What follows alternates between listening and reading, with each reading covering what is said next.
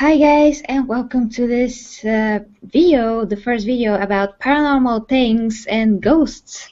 So yeah, we reached that part of the universe of topics now. So have to explain a bit. We talked about this, doing this like before with Angel here. So yeah, first of course, let's introduce the guys. Of course, Sammy Falagar and Angel Terragon are here. So Sammy and Angel, you can introduce yourselves if you like. Hello, I'm Falagar.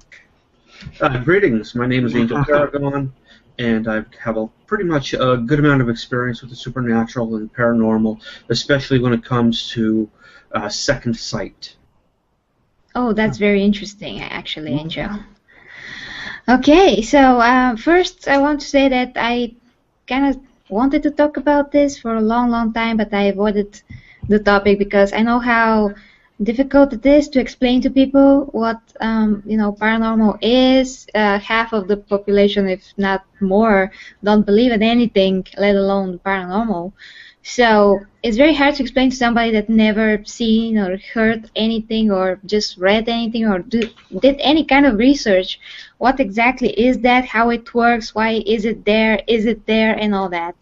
So kind of a disclaimer first. I have to say, me personally, I'm just one of those very rare persons, you can say, that are born with natural sense for these things.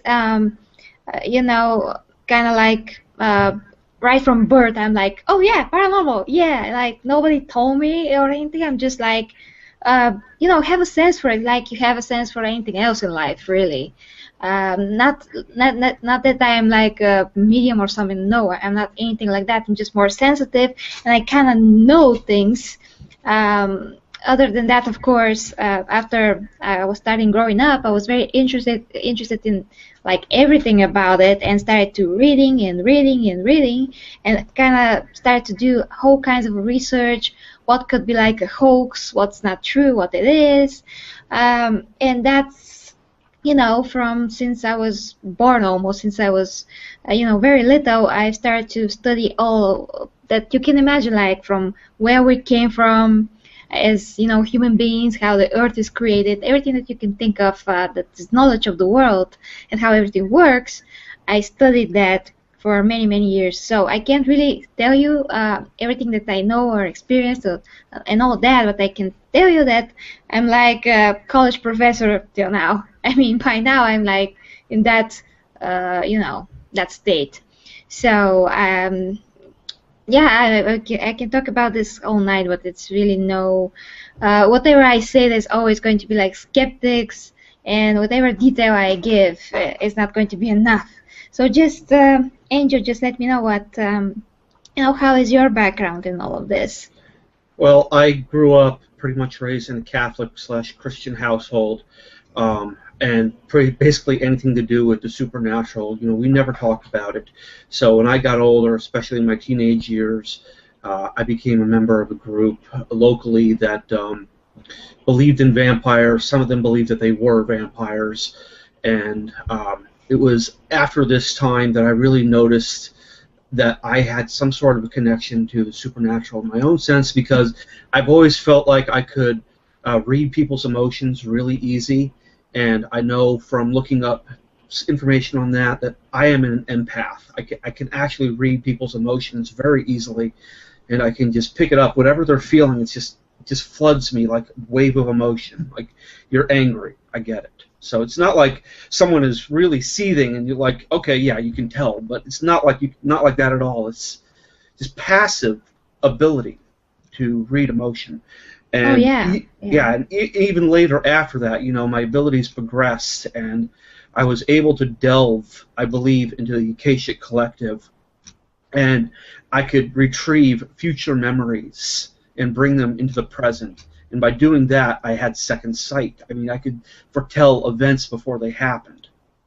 Oh, that's very interesting. So you're similar to me, actually, because I can always tell what other people are feeling and what they're thinking, even like when I'm talking face to face with somebody, or even body language and everything that you can connect with senses, how somebody will react and how how will you understand this? I can feel it, and I mean, I'm kind of always right, just because of all those abilities. I'm always right about everything, and I always turned out to be right, even later or sooner, but that is always the case. And about the future things, the closest thing that I have is that sometimes I'm going to, dream about something that is going to happen. Not really, so literally, but you can also say that I had deja vu happening to me a lot of times, and deja vu in this time, it means that when you reach like for a glass or something, or you're speaking to someone, it could be anything. Yeah, really, in the moment that you do that, gesture, or whatever it is, that movement, it's kind of like you are entering something that you're already dreamed of. It's kind of like this moment.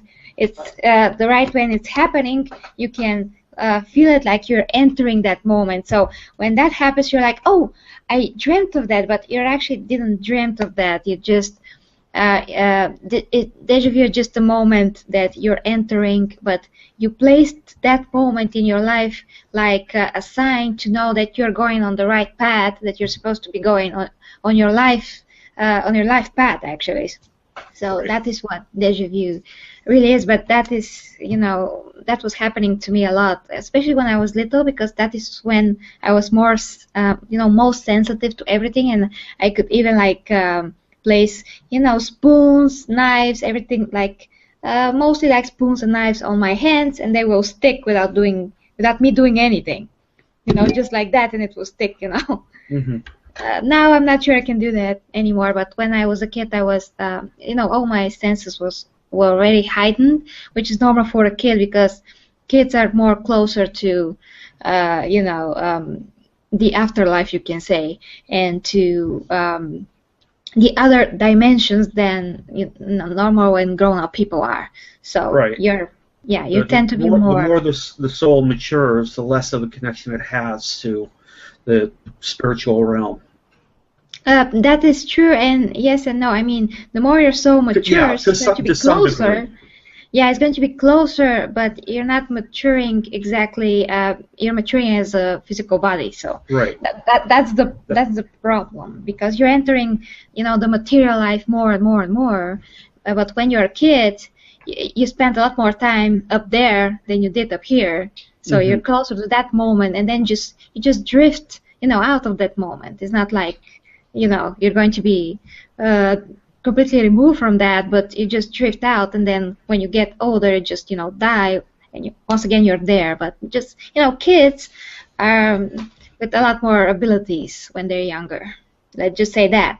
And of course, for Sami, that is going to be absolutely not understandable for now. But like I said, it's a long topic, and to understand how this works and why it's there and why is it real, it's really very hard to explain. It's very long. I also want to put one last thing out there. I believe I do have some sort of kinetic ability as well. Completely not at my power. Completely random. I'll be in front of something and I'll be like, I want this book, but this other book that's like close by, it'll just fall over. Completely unprecedented. So it's a latent ability that I think I have. I'm not entirely sure, but it's possible. So you say that the object could move because you think that you want to take it, but you don't take it, and all of a sudden it falls. Like something is just completely perfectly placed, and then all of a sudden, without any provocation, it just falls over. Yeah, I can see that. Well, you have a lot of senses, you can say, that could be very easily, even more developed, but I really don't advise you to do that. That's not a good idea. Yeah, in general, just leave it as it is, because those things are really dangerous, and you can open yourself to a lot more things that you shouldn't. So just leave it as it is. And as we know, I'm not going to. Yeah, that's good. And as we know here, I mean from here, from Europe, and you can say from all over the world, that in America there's particularly a lot of ghost activity, actually. Because here in Bulgaria there's not. I mean, there's some, but there's really very rare cases, and America is like almost all over the place. Like a lot of houses are haunted and so on.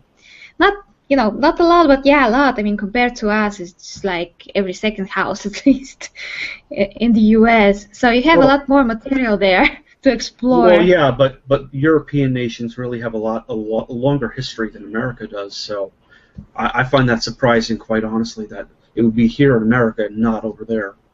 Oh, but that's not, that's not actually connected to the culture exactly. I mean, some things are connected to the culture, but most things, I mean, ghosts, we have to explain, actually, I have to explain why, what is a ghost and why a person can become a ghost, actually. That is from where I should begin. So you can explain to yourself, and I can explain, how this and why this is happening. So, you can, every person, has a spirit. You have like 3 parts of the spirit. You have, that's very actually complicated to explain, but anyways, when you die, if you don't believe in anything, like Sammy here, doesn't believe in anything, you're closing yourself up to anything that is your nature, actually. You're closing yourself up to the spirit world, and really where we all came from, and all that. I mean, you're closing yourself because you don't believe. You're just like closing your eyes for this. So when you die, you think that there's nothing. So you either are going to go up like everyone else, but you're going to fall asleep half the way because you won't be able. You don't have the development to see all the places and realms, you can say, that you're supposed to go to before you get back to Earth, actually. Like I said, it's really complicated to assimilate even, but and there's a lot more to that, but just to explain the basics. So, so as I said, either you're going to experience only the dying part and going to the first and second realm, and then just like completely not knowing when you are or anything. Just you won't have any conscience after that because you don't have the development to see the other fields and all that.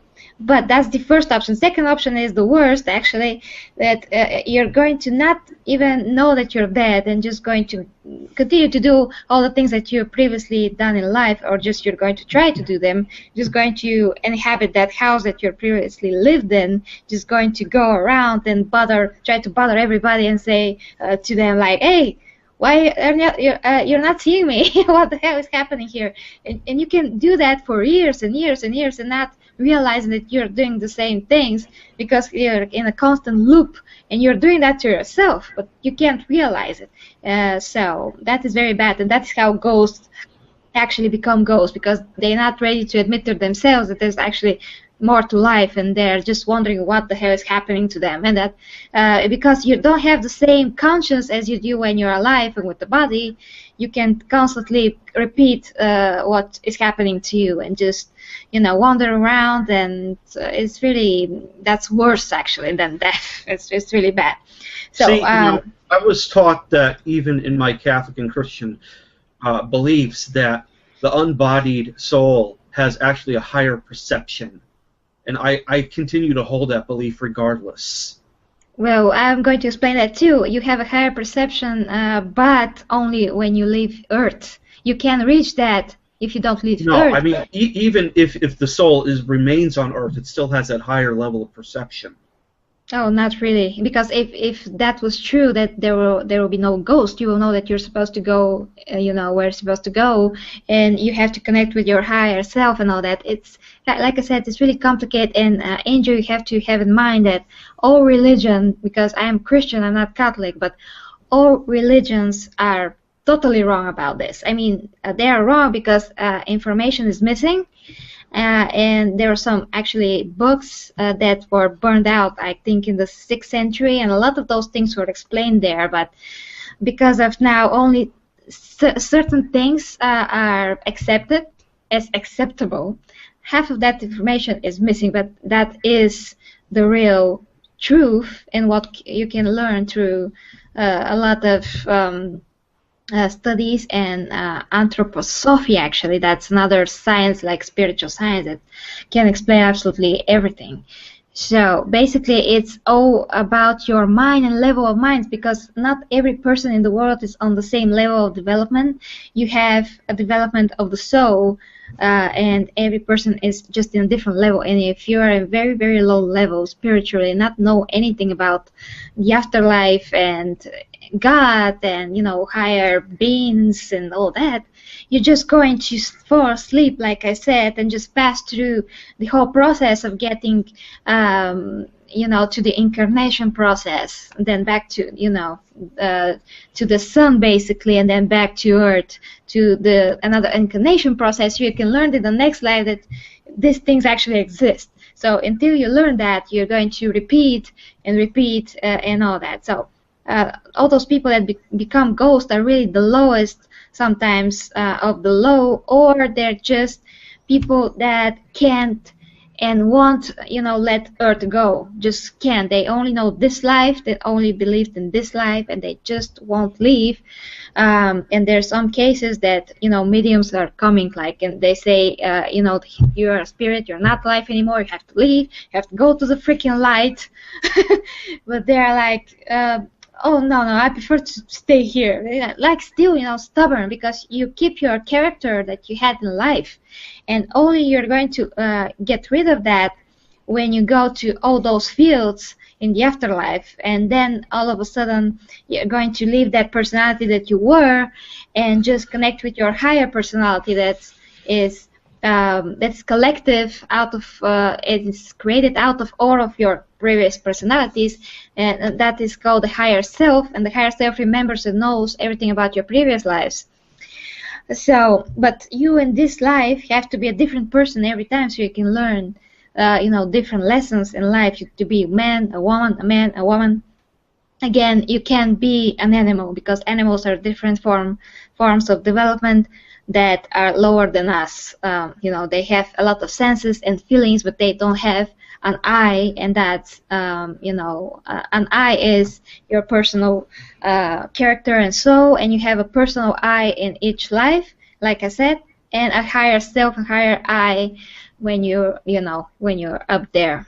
And sometimes that I also helps you. But my point is that maybe in America, because of, you know, so many people have, of course, in all parts of the world, but so many people don't believe in so many things. They just die, and they very material in life, and they're just connected to earth so much they just can't leave it. So the material part and the material way of thinking is the main problem here, actually. Mm-hmm. I do agree with that. Materialism has completely gotten out of hand, and more people just need to realize that it's not what we own that's important, it's the memories that we leave behind, the power of love and the power of positivity. Yeah, what you made with this life, and what you gave with this life, because whatever you did or didn't manage to do, you're going to make up for the next life. It's just, you know, cosmic law, you can say, because it is. Nothing can be done without cause and without consequences. So even when you think, oh, that guy is, you know, from the mafia or something, and he's not going to get justice, well, maybe he's not going to get justice in this life, but he's going to get justice in the next life, and he's going to get it bad, and it's going to hurt a lot. So all of those things, I'm sure that it sounds like totally ludicrous to Sam, but you have to know that I have, like, I started from first grade, you can say, from everything that you're starting to you know, learn in life. You have to start from the beginning, from the core of all things, and you can't just be like, oh yeah, here's an information from 10th grade, yeah, accept that and learn that. No, it doesn't work that way. So right now what I'm talking about is information from, like, at least 12th grade. You know, so I understand how this is very hard to assimilate and understand, because you don't know the previous things, the basics, the things that came before that, in order to all this to happen and exist. And actually everything that scientists find out till now is partially true. I mean, some of the things that they're proven are partially true, but some of the formulas that they're trying to come up with, even with about the cosmos, don't add up a lot of times, because then they are not counting the God, actually, the higher mind in that. If they counted that, everything's going to come out on the equations, but that's another topic entirely. I mean that what the spiritual scientists are telling us, it's everything that the other science can't tell you, and both can fill each other's in, because our science can only explain the physical process, but they cannot explain what is behind them and how this is happening. I mean, how Earth is actually alive and all that, they can't explain that. Yeah, I completely agree. I do believe that the Earth is alive. It's something I've held. God created Earth, and then He created man, humankind. Actually, it was it was simultaneously. I mean, we are created along with Earth, like in the same time. But in the same time is very confusing also, because it's eons of time. In the Bible it says that it was 7 days, but every day is actually an eon of time. It's a lot of time, one day. It's not literally a day. And that is because every person that reads the Bible is like, oh, that's nonsense. Well, yeah, it is, because it's not literal. And you have to know a lot of things before you can even begin to explain what the hell it says in the Bible.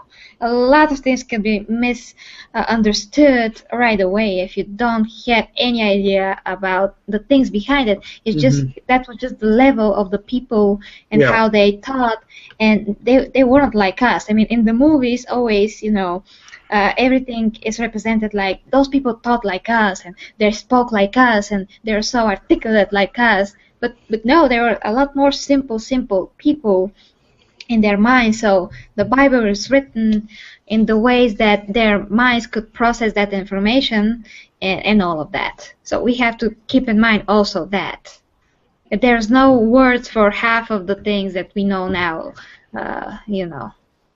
So they can only be written as, days and the other things. You can add something, Angel, if you like. Oh, yeah, and Sammy could ask anything also. Yeah, Sammy, say something. No,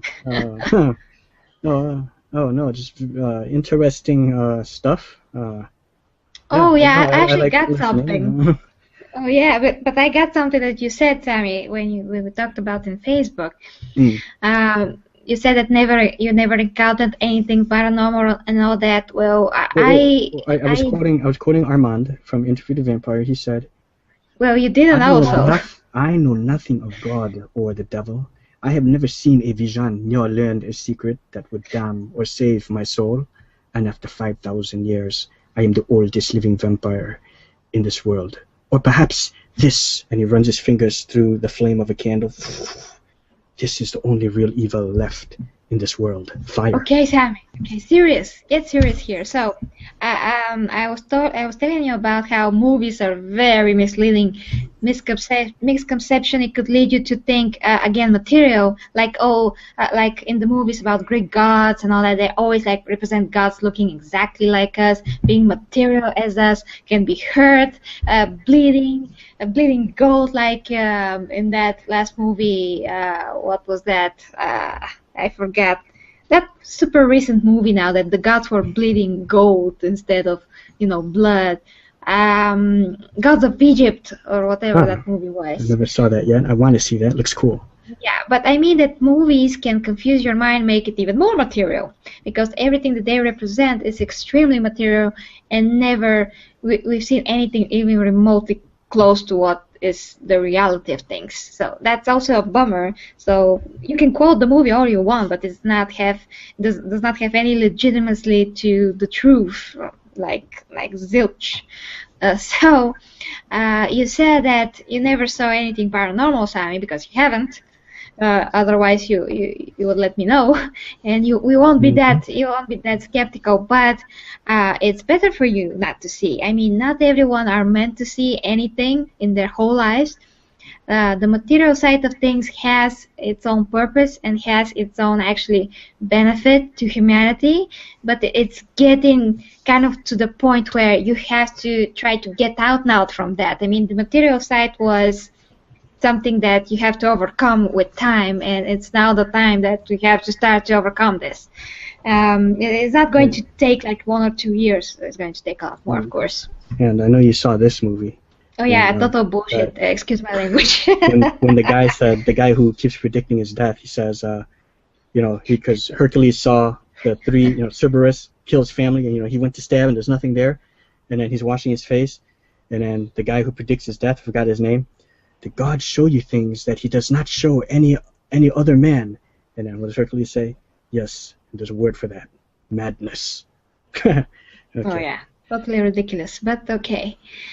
So yeah, my point is that I'd like to interject for a second, based on what you were just saying, is the fact that even though some people aren't open to seeing the supernatural or experiencing it, it doesn't mean it isn't happening around them. It's just that their perception is limited. Of course. And I've opened my perception, and I've seen so much that I'm just amazed by how beautiful and wonderful our entire multiverse is. Absolutely right. You're absolutely right. Yeah, that's a very valid point, because like Sammy here, he will never be able to see anything because he doesn't believe like even 1%.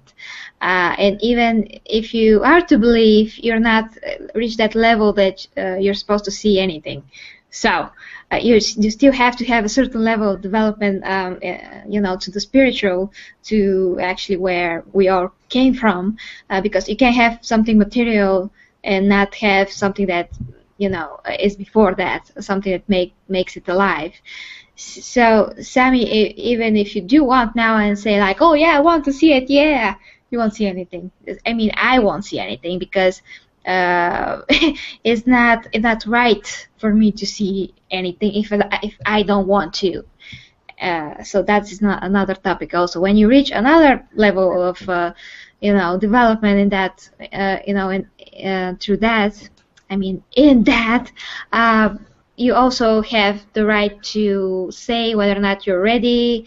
Of course, whoever that is, he will know that you are ready. But again, that's another topic, really. But I mean that you can control those things, and even mediums actually he can say, don't show it to me, don't just let me know with signs what you want to say, or just speak, but not show yourself to me. They have that right, and spirits have to obey that. But again, another topic. I'm feeling that I'm going so deep into this, and Sammy here It's cool. He has no idea what I'm talking about. I'm just listening. It's interesting, entertaining stuff. Yeah, well, hopefully, but it's not entertaining if you have ghosts in your house. That's not good. Believe me.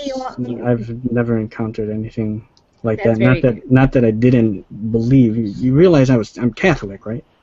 Sammy, I was raised in the same kind of household. I just said to myself one day that, you know what I'm being taught is wrong. I need to be more open to extreme possibilities. Oh yeah, and officials. I mean, those guys. Sorry, I thought I saw something just now. But anyways, I mean, how was the word for that? I mean, for the official guys of the church, I just forgot. Like my mind went blank. Vatican. Like priests, priests. They will never admit it. I mean, they will never say to you like, oh yeah, there's ghosts. Yeah, there was like lost spirits that just go and bother people, the living. They will never admit anything like that. Only like a selected few that are not so close-minded will admit anything like that exists. But they are forbidden from the church even to even think that. So you can't count on any religion ever to tell you the truth, because unfortunately every religion is twisted somehow. From the moment that Christ was on earth till now, everybody twisted it for their own agenda. So we have nothing but half lies that are reached us. So unfortunately, that is causing all the conflicts also. How did you learn the truth? Oh, like I said, I can't really explain how, because it's the story of all my life.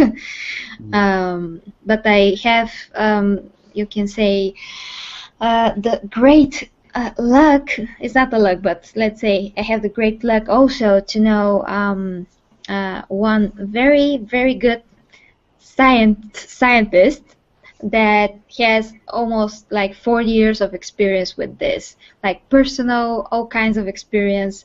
Yeah, I know that person, and it's really amazing to know somebody like that also. The thing you were describing at the beginning about where, you know, the soul, the spirit goes up, when you were describing that in the beginning, you Okay. know this firsthand, do you? What? You know this firsthand? You experienced that firsthand? How did you know? How did you know Uh, that's what would happen? if I know that firsthand because you know, I lived like a ton of times, but you can't remember that. To experience that when you're alive, you have to be some kind of a medium at least, so you can go out of your body, not dying, but there's a difference, and see all that and that process and come back and tell about it. You can catch that with our physical, Past you life know, regression. What? What, Angel? Past life regression. Past life, yes, but it's not the same. Also, past life regressions is not really healthy for you to do.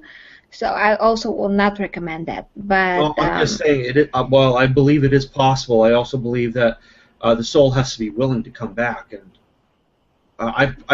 I'm not sure whether I can say this for a fact or not, but maybe it is possible for a soul that is inhabiting a body right now, experiencing a physical life, can say, well, this is the last life I'm going to live. I'm not coming back. oh no, you can't say that because you have a particular, you know, steps to go till you reach that level that you won't have to reincarnate anymore.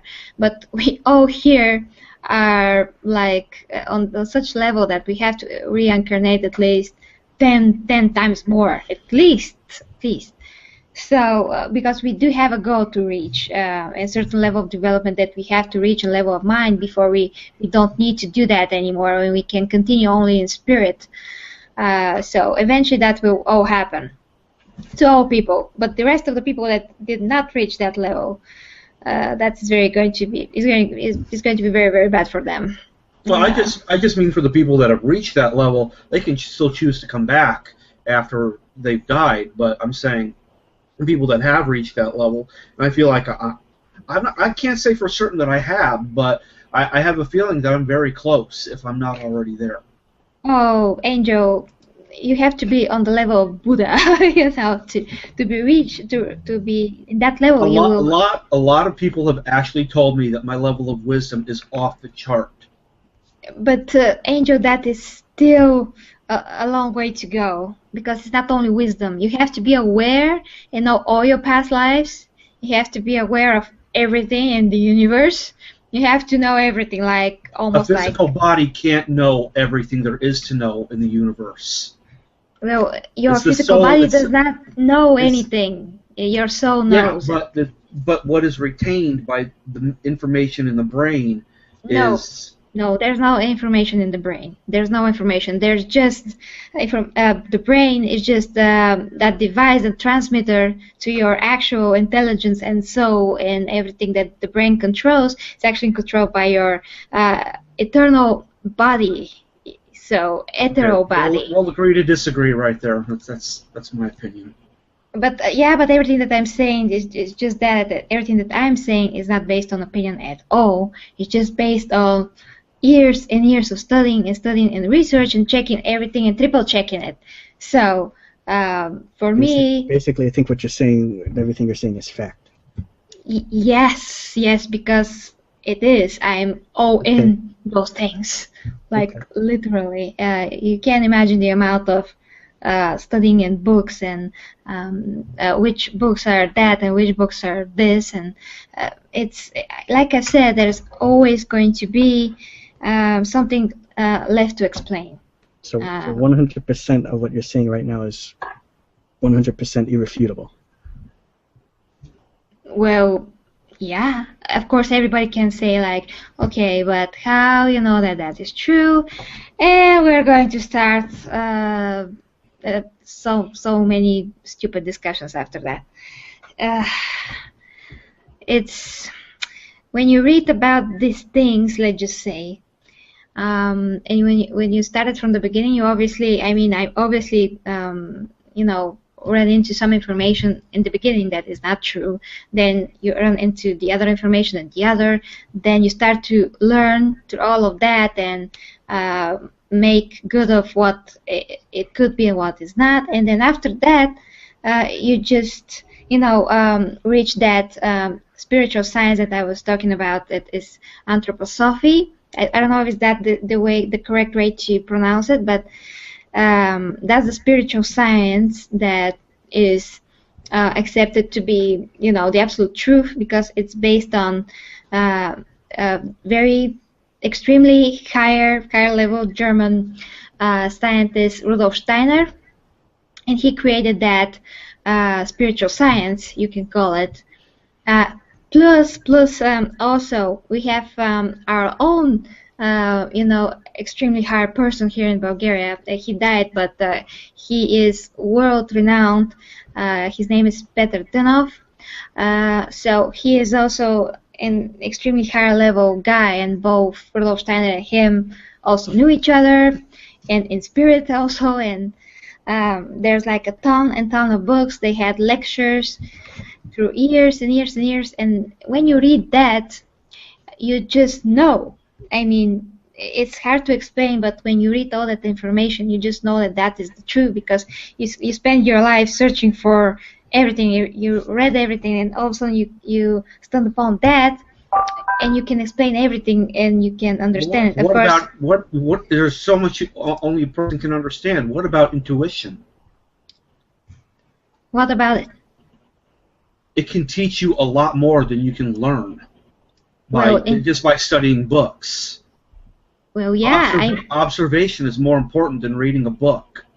Well, it's not only observation, it's your personal sense of what is true and what is not true, and when you know the origins of that information also, because I can't begin to explain the origins. It's not only him, it's a lot more to that, and it's not only the other teacher, but it's also more to that. So I can explain it to you. It's very long. You just have to go and do all those things and read all those things to get, oh yeah, that is why, and that is why. I do have to say though, Gary, your knowledge is impressive. You know your history of these things. It's there's no denying that.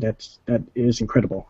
So like, you really knew your history and your research. You quoted these people. You've read the books. So yeah, my hat's off to you on that. Wow. Yeah. Well, yeah, thank you. I also have a lot of personal experiences. Like I said, it's not only what I've read, and the extremely knowledgeable person that I know in life. That person also actually has like a ton of books, you know, that are coming from their personal experience also, and from like the other ton of books that they read, the places that they've been, and all that.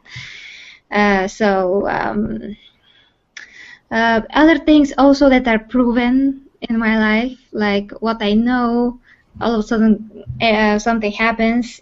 Also, when my grandpa died when I was 12, before that I kind of knew what is going to happen, you know, in the afterlife. But then when he died, I had dreams of him, how me and him are flying above like fields of flowers and other things that I've never seen before, like amazing colors, amazing stuff, just unbelievable things. And he is telling me in the dream that he's building a house, and I can see how the house is starting to build like brick by brick, like literally like that. And he's doing that with his own mind. He's explaining how things work right now in the place that he is. And I'm like, oh, Grandpa, now, well, you're not dead, you know, then. And he is like, no, I'm not dead. Because you don't feel that when you're dead. That's the other thing. But after that happened to me and other other like that, similar dreams. My mom had similar dreams. My grandma had similar dreams with him. And then I, read about these experiences, like exactly how it happened to me.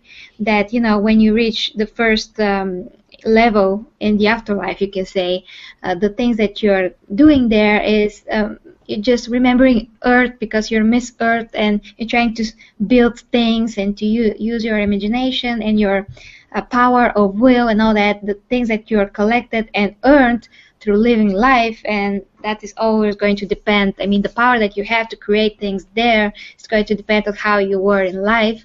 Did you have any will developed in you? Did you have any qualities? What the hell did you develop in this life? So after this happened to me, I read also a lot more books after that, and I understood and I saw that, oh my gosh, yeah, exactly what it says in this book, it happened to me, and exactly what it says in that book, it happened to me again. Also smell, like I was in my living room, just in my living room, and all of a sudden my grandpa, you can say like perfume that he used to have before, just like went through my nose. And there's no wind. I mean, all the doors were closed. There was no wind outside, and his perfume just went into my nose, like from nowhere. And this perfume is not, in the apartment. It's not anywhere around it.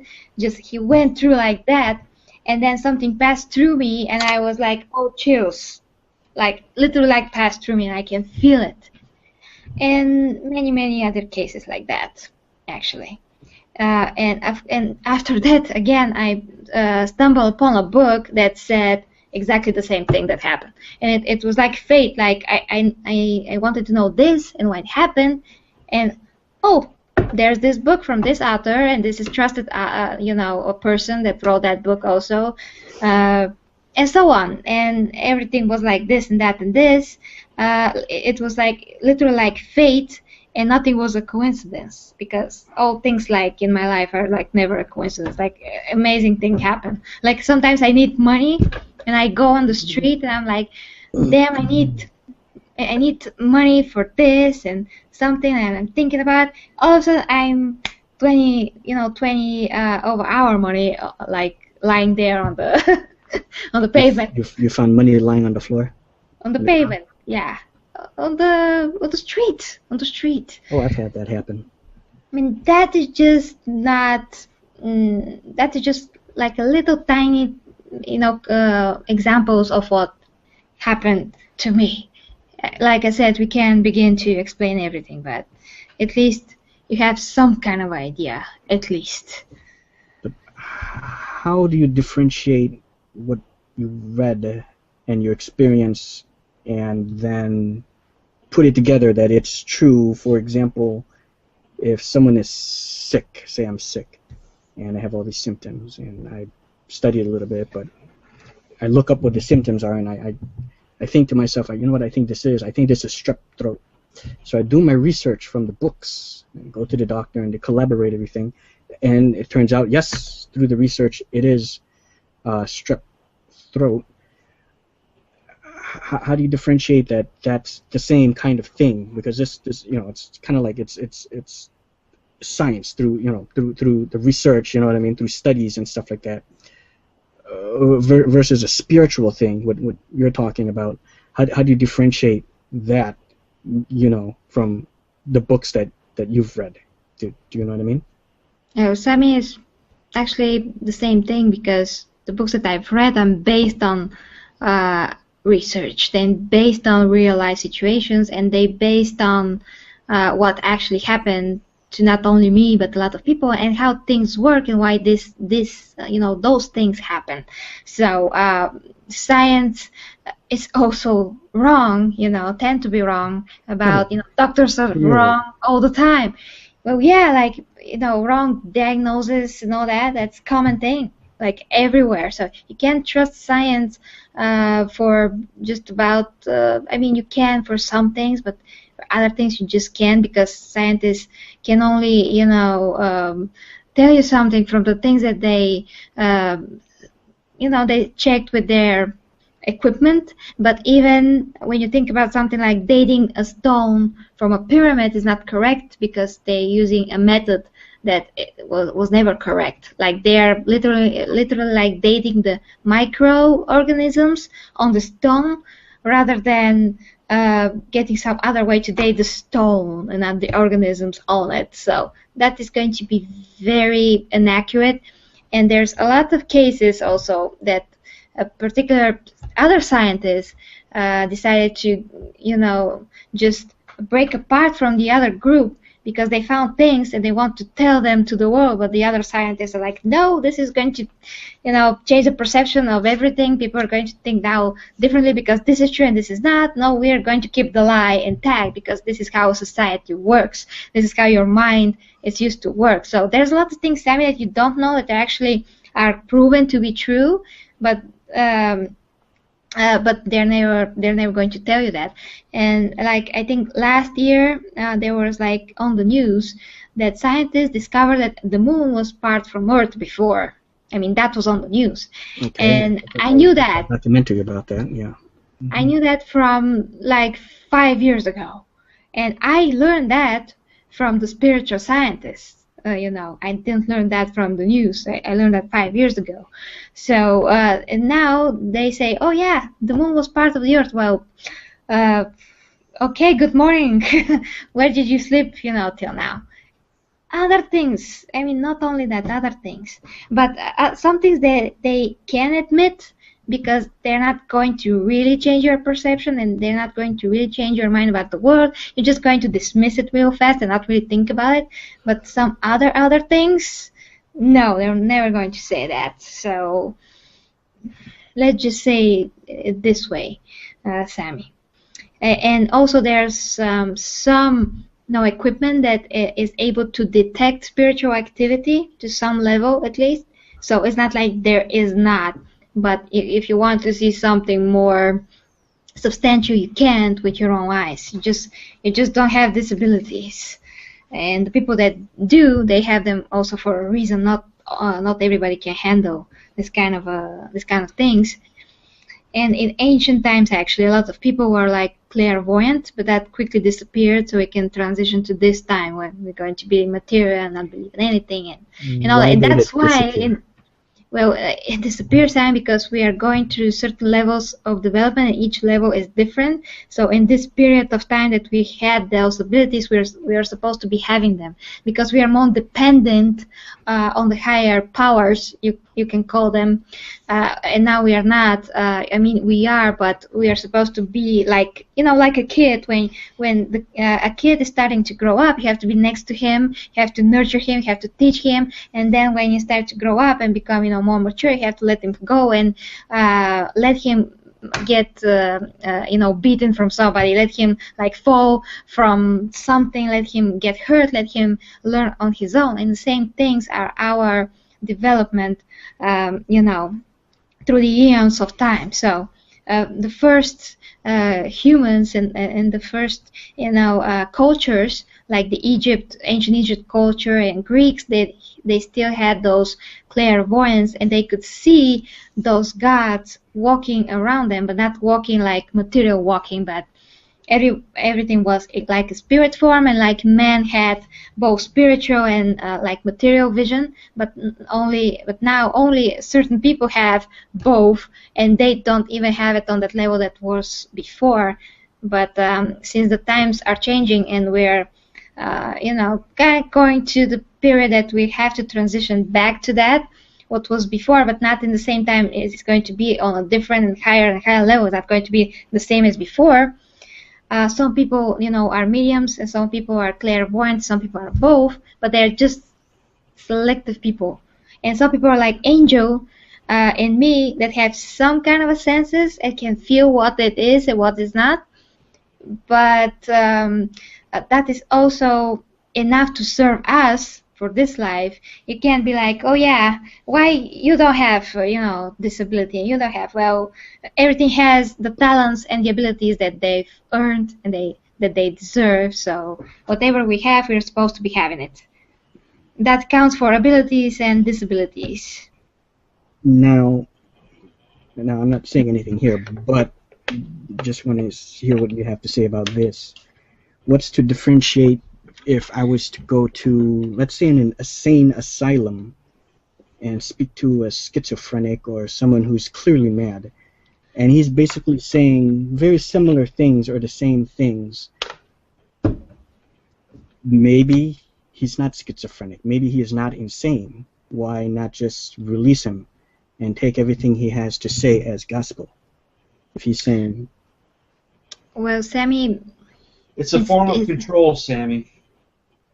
It's different. It's different because some of those people they really have a problem. I mean, they really have a problem. Okay. Mental health is mental health. That's one thing. And the other thing is that some people that experience that kind of a state of mind can have other abilities opened up to them because they don't use actually their normal day-to-day life consciousness. But whatever they see, they won't be able to process it, unfortunately. So you're saying that the people in the insane asylums do have some kind of spiritual connection?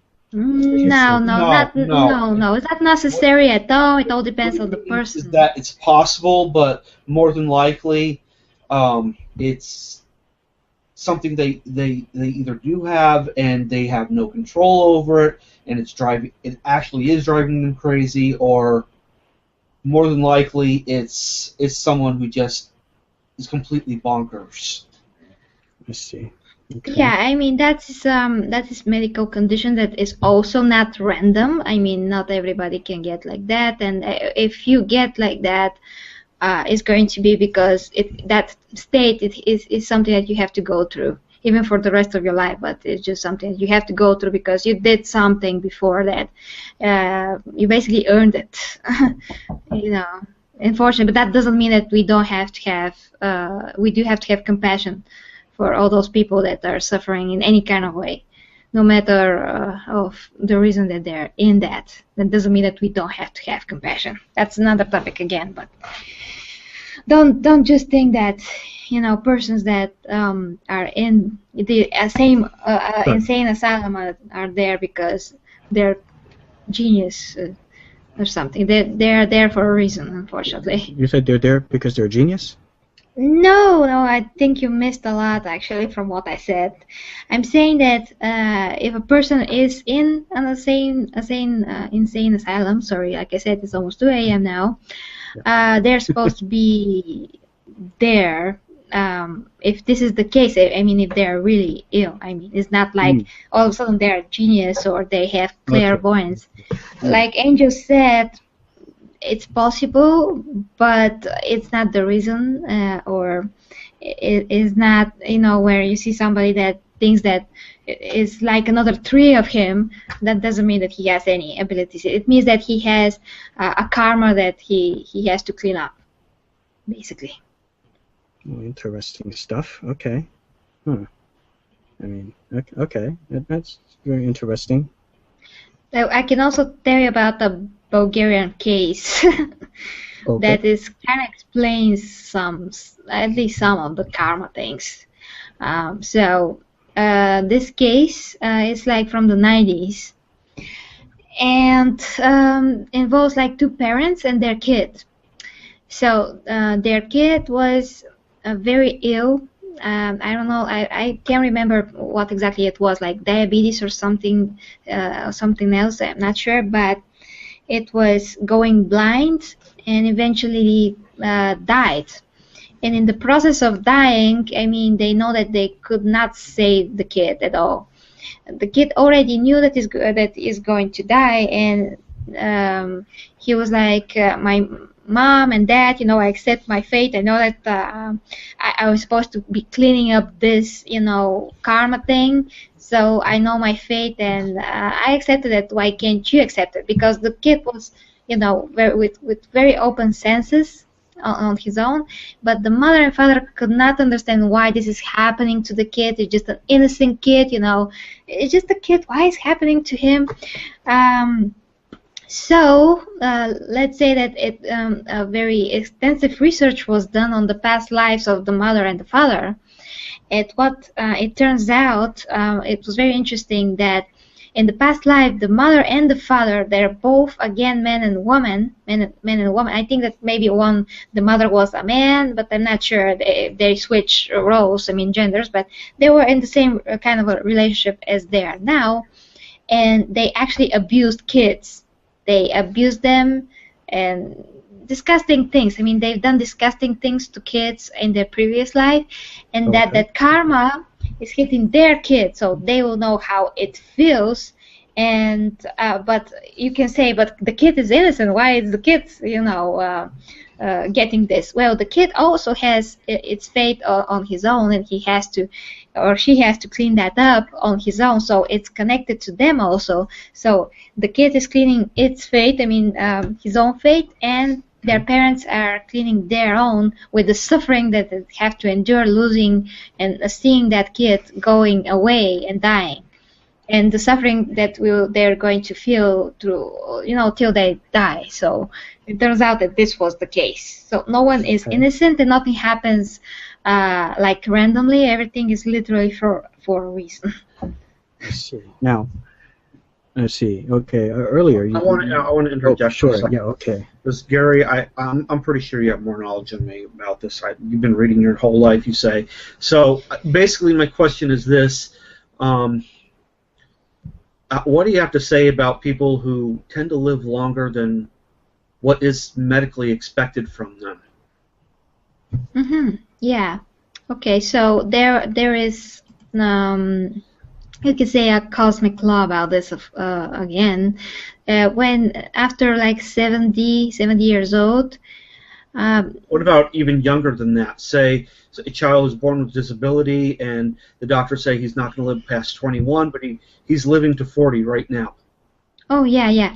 Well, that case is very interesting because it means that so you are born actually with this fate, and you're born with this thing, this disease that you're supposed to die of it if you don't have like the will to outlive it or survive it even. So it all depends on you. I mean, it's obstacle that you have to endure, and you're either going to fail or just going to persevere and live through it.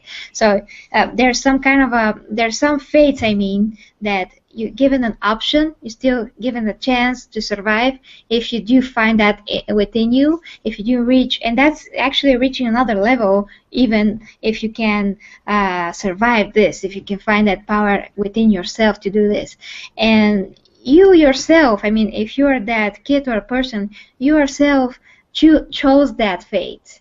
You chose that. I mean, we all choose what we are supposed to live, because you only have you kind of have like 2 or 3 options when you're up there, and one option is the easier one, and one option is the worst one, and you have to choose, because if you choose the worst, you're going to get terrible life, but you're going to have more knowledge, more experience, more treasures, you can say, and level of development that is going to make your next life super easy.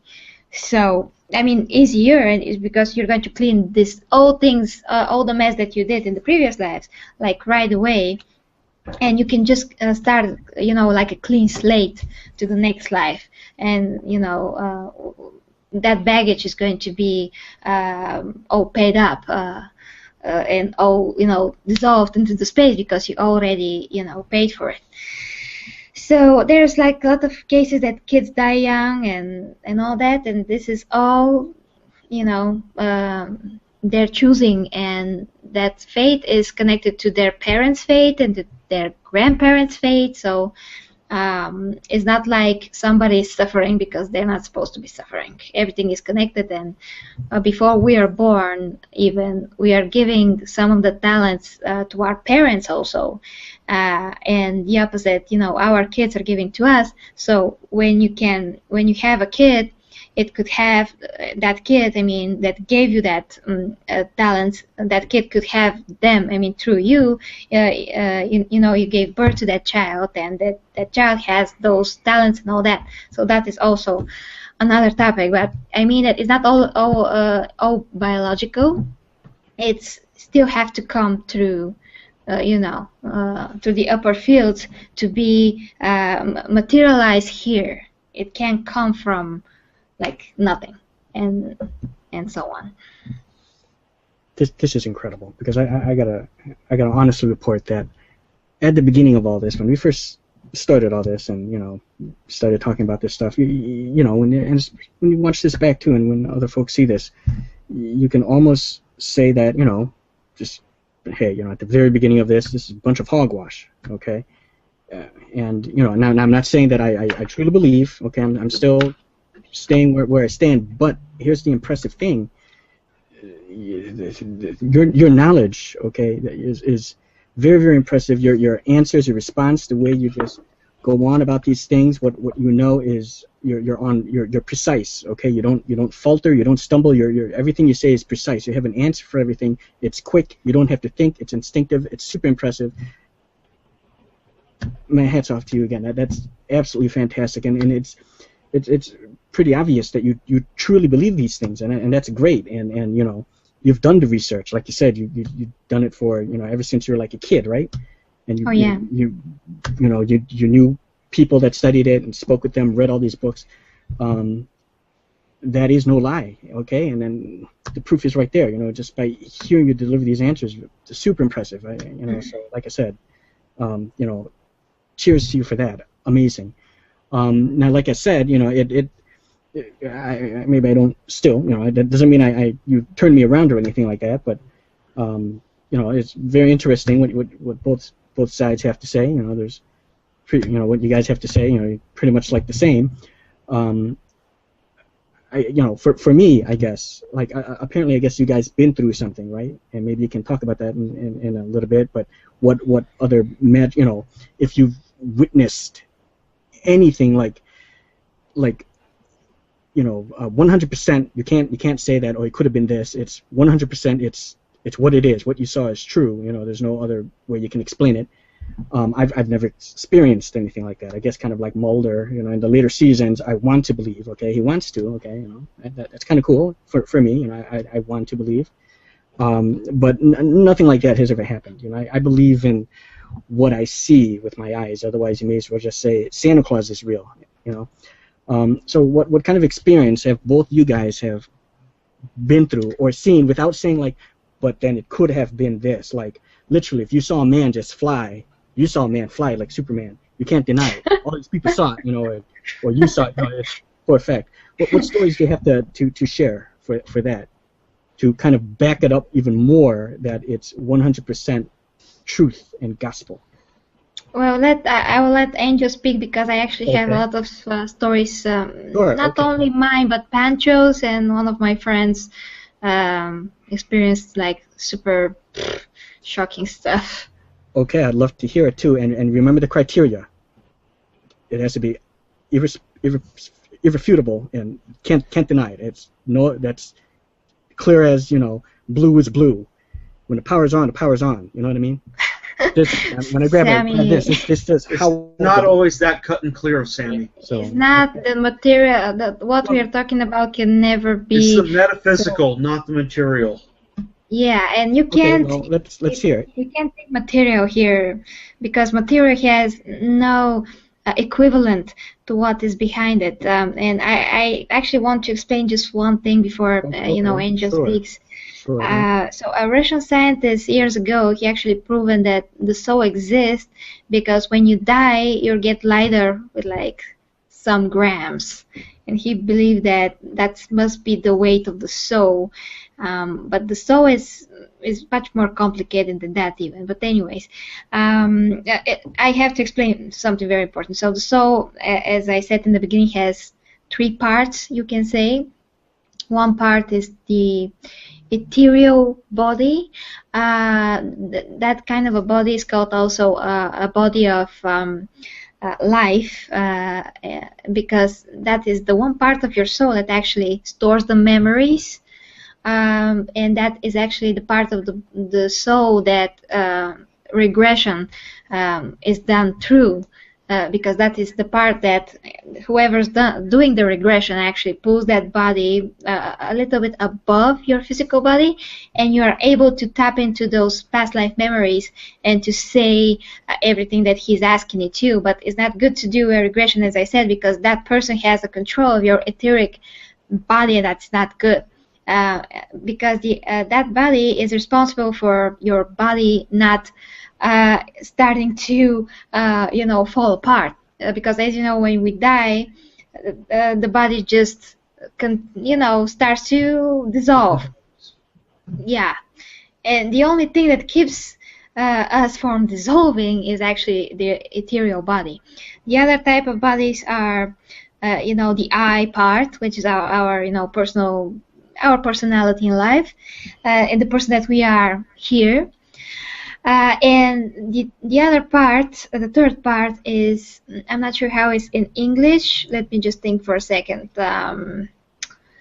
You can call it the body of the senses and the feelings. And that body is also present in animals. They have etheric body and the body of the senses, but they don't have an eye. And that is actually what differentiates us from the animals, and what us from them and all that.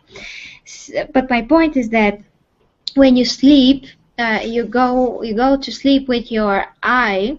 When you say the eye, that's a chakra, right? Is that what it's referred to, the chakra? The eye, no, the third no, eye? no, no, no, no, That's no, not that? Okay. no. Okay. Your third eye is just it's just something else. It's something else. Okay. I'm referring to your personality. So your personality and the body of the feelings and the senses, they both go, to the after realm, you can call it, and you experience certain things, and that is what we call dreams. And dreams can be everything from what you experience through the day. That means that you have just a material mind, and just you can think of only that you experience, or a movie that you watch or something. So those kind of dreams are the most regular ones. But in any case, you experience up in the upper fields when you dream, depending on your level in life. So whatever it is your level, that is going to be, those are going to be your dreams basically. But in the same time, your etheric body stays in your physical body, and that is why you are alive.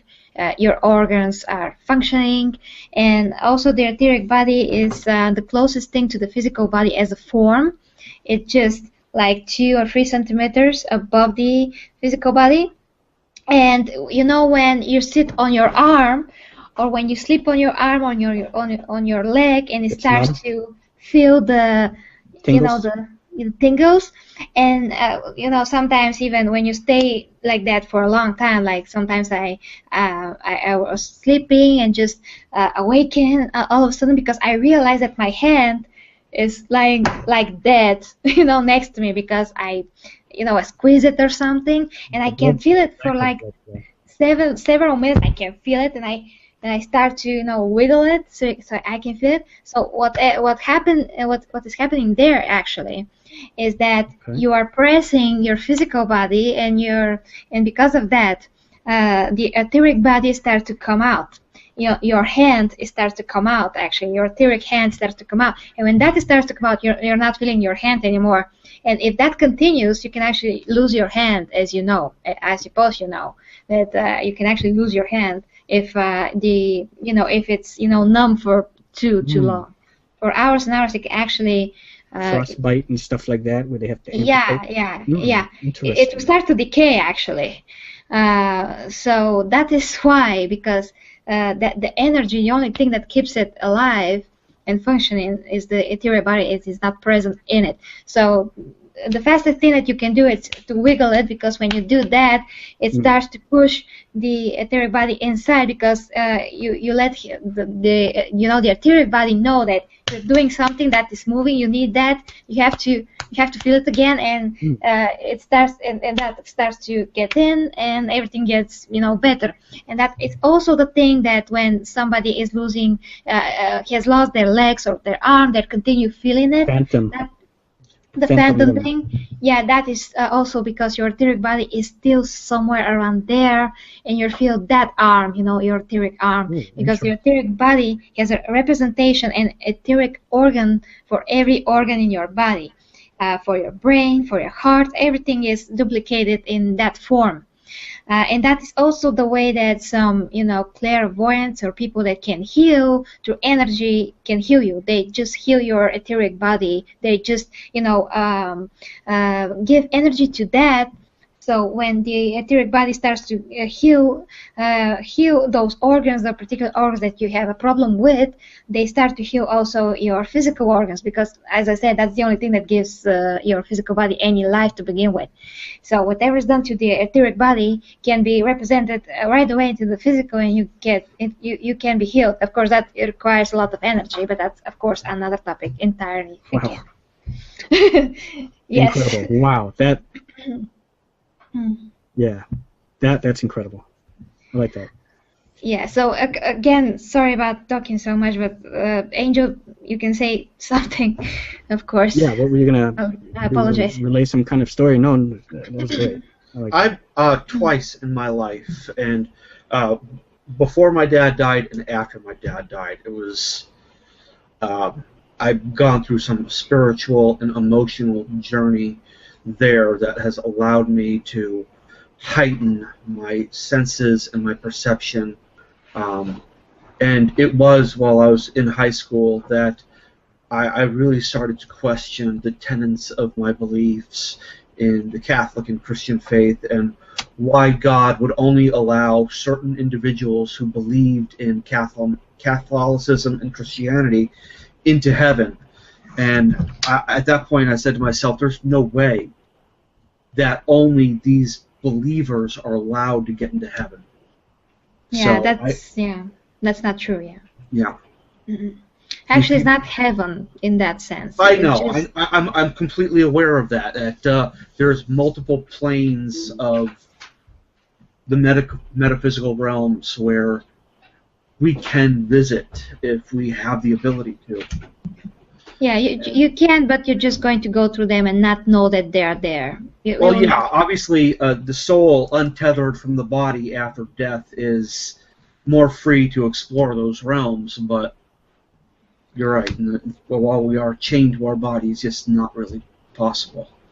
Yeah, like like in life, when you develop ability to fix cars, you're going to be able to fix cars. But if you don't develop this ability, you'll not be able to fix cars. So when you go there to a certain field that you're not ready for, and you don't have any knowledge about, and you did not reach that level of knowledge and development of the soul to know about that and so on, you will not experience that level. You will not see it. You're just going to go into spiritual sleep, you can say. And you're going to be awake, so to speak, because everything that I use are material terms, because this is the closest thing that I can explain all those things. But in the spirit form and level of existence, it's a lot different, a lot heightened than we can experience here. And we only experience here in our physical bodies what we can handle, because you can't handle everything, believe me, and Right. only in that other state of mind that you're connected with your higher self, with your original self, actually, you can handle the things that you are mature to handle. But the other thing, just going to sleep through that, let's say you're going to sleep through that because it's a way of getting unconscious in that field, and then reach the part when you're about to get to earth again. And everything has to be chosen. Your next life, your parents. Your parents actually are people that are probably your friends or brothers or something else, because we are usually connected through all our relatives and friends. So if we met now, we probably met in previous life, or if you haven't met now, we're maybe going to meet, in the next life, or we're met now because we're supposed to give each other some kind of a, knowledge, whatever it is, experience, and that is going to continue in the next life if we have similar interests, and similar and similar everything. And also, you cannot communicate with other people that are higher level than you, or lower level, or too lower level, than you. Also, you can only communicate with your own kind, in your own level, up there. That's again another thing. You say up there, I'm Mm. pretty sure it's not necessarily truly up there. I mean, you know more than me, but this is just my perception on it, is that it's not just up there, it's everywhere. Yeah, it is. But there's levels, on the, between the planets, actually, through the sun, because the Right. sun is the last point that you reach before you get back to Earth. So it's up there just because, the planets, because the fields are between the planets, and the first is between the Earth and the Moon. That's the very, very first, and you can actually spend there a lot of time. It's 1/3 of your life. So you take somebody like my grandfather, for instance, and he lived, I think, 68 years. So you have to calculate 1/3 out of that, and you'll get the years, the amount of years that he's going to spend there, and then he's going to transition to the next level. You have to, you actually can know how many times your relatives and your, loved ones that are passed can, spend in each, almost in each, time. But you're going to be dead by then also, so you can, you're eventually going to die too, and join them. So you can live through all those levels till they reach all those levels. Because also, depending on the level that you are, if you're a higher level than a regular person, you're going to spend a lot more time up there again, a lot more time. If you're more developed, if you're not, because you're going to be able to do actually a lot of work from there and helping the people of Earth. You can help your relatives. You can also continue, through all the fields. You can experience more of the fields, and therefore you can spend, and you will spend more time up there. So you can be reborn after 500 years, or even 1,000 years. And a regular person that doesn't know anything, and it's all material, could be reborn, like 100, and there's some rare cases that it's even like 40, 50 years. But that's really rare cases, and that is only because their karma, and like if they're, dead as kids, if they died as kids, they just cleaned everything up, and they're supposed to be getting back in this life faster, so they can experience, 21st century, because it's very good for the soul if it has experience from the key centuries, from our history. So yeah, most, people are like, being from, the Renaissance, the Egyptian times, the Greek times, and all that. Some of the people actually missed those times, but most of humanity were we were all in those times also. Right. But the other, after my dad died and I experienced that, I really experienced a crisis of how do I describe this? Duality, I guess. And I really felt like I was torn between a choice that was critical in my life, where if I made it, it would drastically alter my physical reality, and that choice still remains, but it's also a choice that has already affected me on the spiritual level, and has allowed me to really be connected to, what do I want to call it, the divine self, truly, because it's the eradication of visualization that we are one thing. It's not that we are one thing, it's that we are multiple things all at once. And what choice is that? I mean, what do you mean exactly? Because it's not that we are one perceiving from one perspective. It's that we are perceiving from every perspective, but we are limiting ourselves to one perspective by being materialistic. And once we unhinge that, it's not just this, but all of this, everything that is within our field of vision, instead of, like horses have those blinders on. Yeah, exactly. Actually, that is very perfect, comparison with that. Yeah, so basically everything that we do, we are doing to ourselves. I mean, people, tend to blame God for everything, like God did this to me and all that, but it's really cause and effect, everything that it is.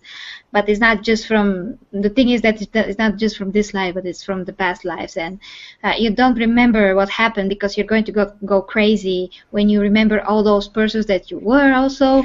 So if you don't remember, you're going to be this one person to the fullest.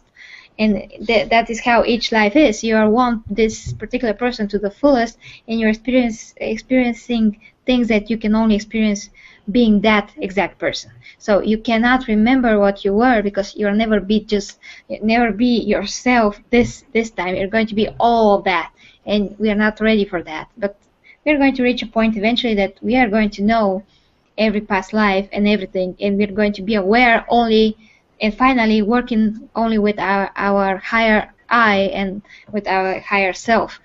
But of course that is very long from now, so don't worry about it. Basically. Oh yeah, we have to talk about very briefly because it's 2 a.m. and 10 minutes, by the way, here. Sure.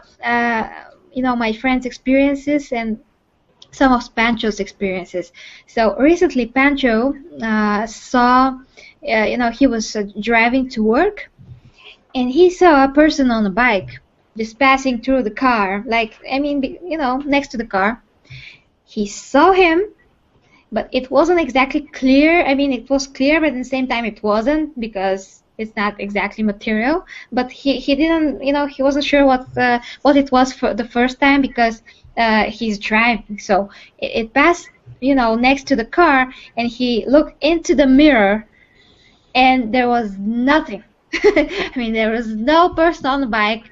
There was absolutely nothing.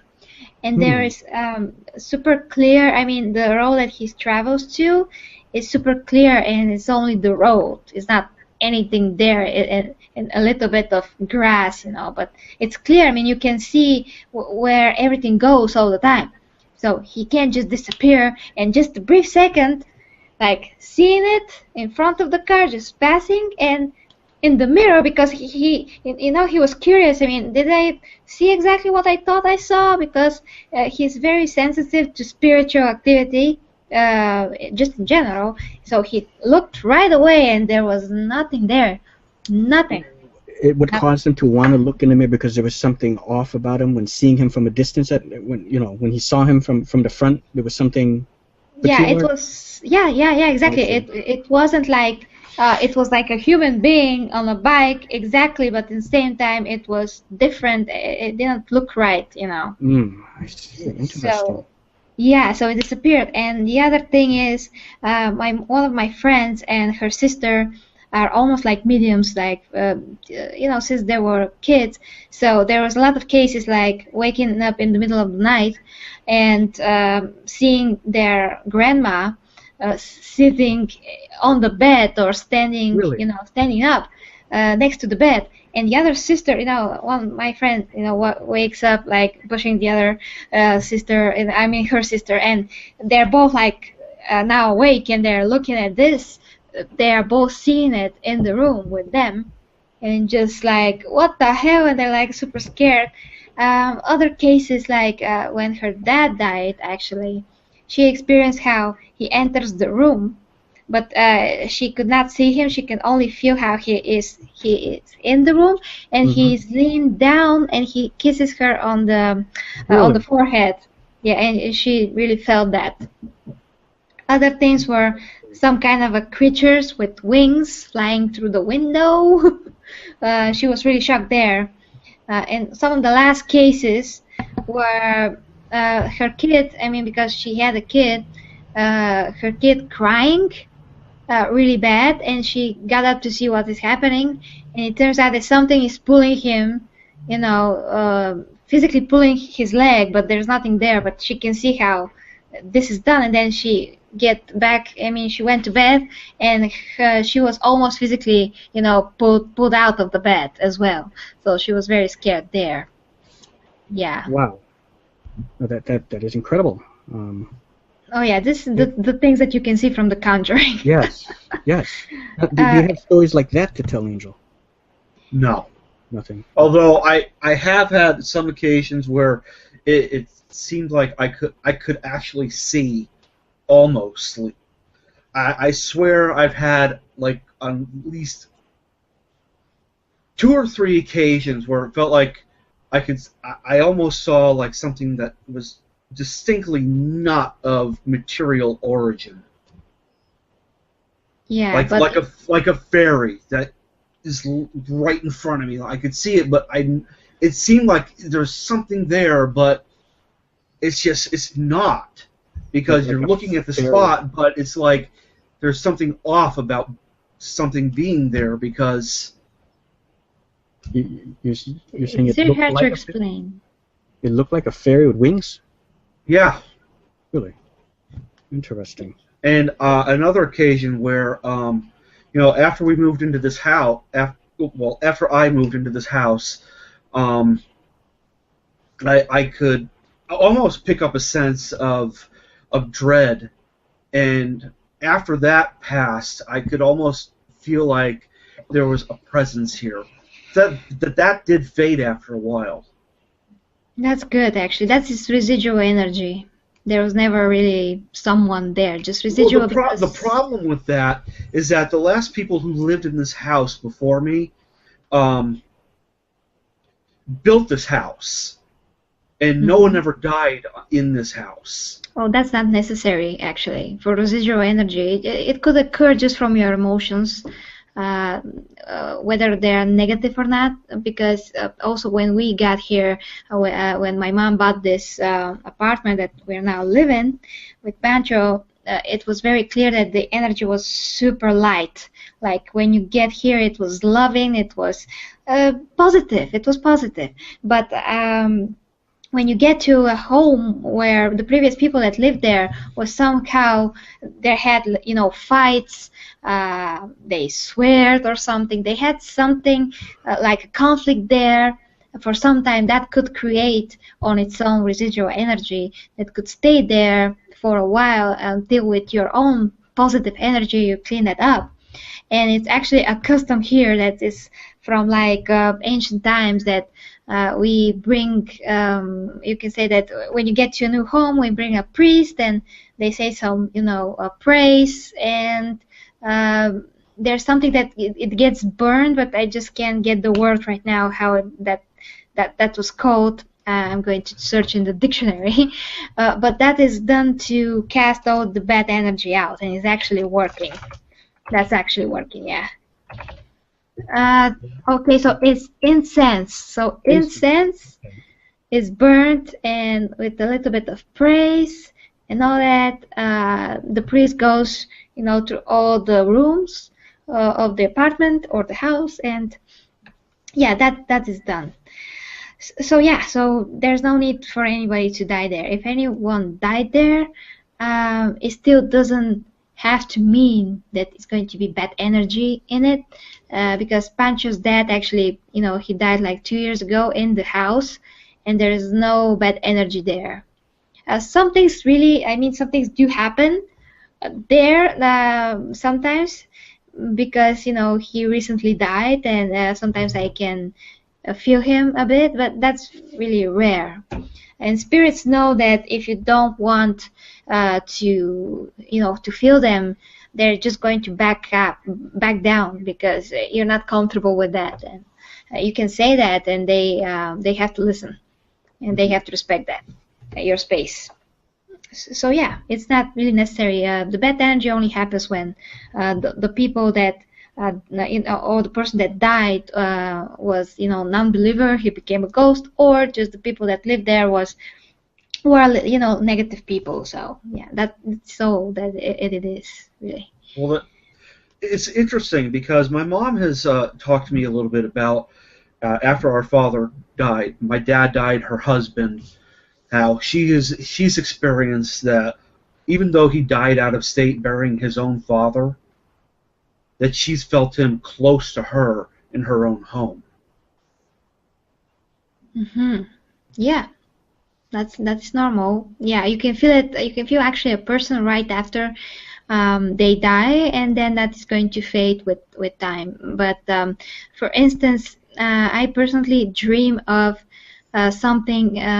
There's like a special kind of a dream. If somebody is going to die, I will definitely know. And the first time that happened was when I was 12, when my grandpa died. So I dreamt that I see him at the street. It was very dark and there was fog everywhere, like very thick fog. And I saw him only as a shadow. And when I woke up, I knew that something's going to happen and he's going to die, because he kind of almost told me in the dream that he's going to die. But he kind of told me that through thought and through impression, not through literal words, And when I woke up and he just went out the door and he was going, whatever he was going, and I felt that something is going to happen. And after like a half an hour, I think, I don't remember now, we got the news that he actually died on the street, just got a heart attack and just died, trying to catch the bus. This was like a dream or a premonition dream that you had. Yeah. I see. Okay. Yeah, but every time that something like that is going to happen, I will know. Interesting. Wow. Yeah. Unfortunately, yeah, because after that, my grandma brother died, and we were very, very close. He was like my grandfather and my friend, actually. And when he died, that was in I don't remember, but I mean, I was a bit older then, and when he died, I knew that too. Unfortunately. So yeah, and there's like a ton of other things. I mean, Pancho also experienced almost getting out of his body. Really? 1 or 2 times. Astral projection. No. Astral projection. When you can project your body out of your body. No, Sammy. Okay. That's different. Astral projection is different. That is just when you can be aware that you're coming out of your body and you can't control it. It's like an impulse, and you're coming out and you can see your body exactly the same that you've seen it if you were alive. You can see it just above it, and you can see your hands and everything, and you're trying to get into the body, because he describes it as a very intense experience, intense feeling, and it's not a good feeling because he doesn't want this to happen, but it's like he can't control it. He's like coming out. He's trying to get back into his body. Can you please define the difference between astral projection and this? It sounds like to me astral projection is something that people claim they can do it by will. And it sounds like with this is involuntary. Is that correct? Yes. Yes, it is actually. Some people. Interesting. They can do it. They claim they can do it. They can actually. I mean, the thing that you're actually doing is that you're coming out with your, with your personal self, with your I, and with your, other body. Of course, your, ethereal body is still in your body, so you won't die. But you are consciously doing this. So you can consciously travel whatever you like and see whatever you like, but you're going to be completely conscious of this. Not like when you are a dream, you're not conscious of this, you just experience things, but most of the time you're not controlling what is happening. And so that is basically astral projection. And it's astral, that body, that body of the feelings and the emotion, that is astral body, Yeah, of course. Yeah, thank you for that word. That is the word. Yeah. So that is your astral body in your personality that you're going out with. all this happened before Insidious came out. Is that right? The movie Insidious, or after Insidious had come out, or during? I Do think you that's his very recall? new movie. That's his new Okay, movie. so this So, happened years before that. oh yeah. Also, Oh, although the Pancho things, what happened to him was very recent. I see. Uh, very Interesting. recent, like 1 or 2 years ago. And that with the guy on the bike was months ago. Really? Yeah, that is incredible. I would have loved to have seen something like that. Oh no, Really. you don't. So, Yeah. Gary, would you say that that experience with the guy on the bike, you think that might be some sort of temporal dissonance? Oh yeah, actually, yeah, that could be exactly what it is, and because Pancho is a lot more perceptive, he could see that and experience that. But if I was in the car, I'm more, my senses are more directed to other kinds of perception, so I won't see that, but he will, you know. Interesting. Wow. Yeah, that is also very interesting because every person is developed through their own needs, so I don't need to see that, to see things, but he can see that and handle seeing that, so that's why it can show only to him, and he can perceive it, he can assimilate it. Wow. This is incredible stuff. I tell you, it's very, very interesting, entertaining to watch as well. I mean, uh, best way I can put it. First of all, I'm super impressed by the knowledge of the pair of you guys. You guys clearly, are really, into this kind of thing, and you know, especially, you've done your research and, know folk and have talked to them. For me, Sammy, it's mostly intuitive. Either I know it because of external forces or I don't. Okay, Yeah. that's cool too. Yeah, but the two of you clearly, have some level of knowledge in your own separate thing, that whatever belief thing that you do. Like I said, I'm still, I'm still where I stand. It's still, I have to kind of see it to believe it. That's just me. No offense or anything, but with all that being said, though, it does not mean I don't find this kind of stuff, fascinating to watch. It's very much like when you watch kind of like alien abductions, those like those videos from like Time Life or something. You know what I'm saying?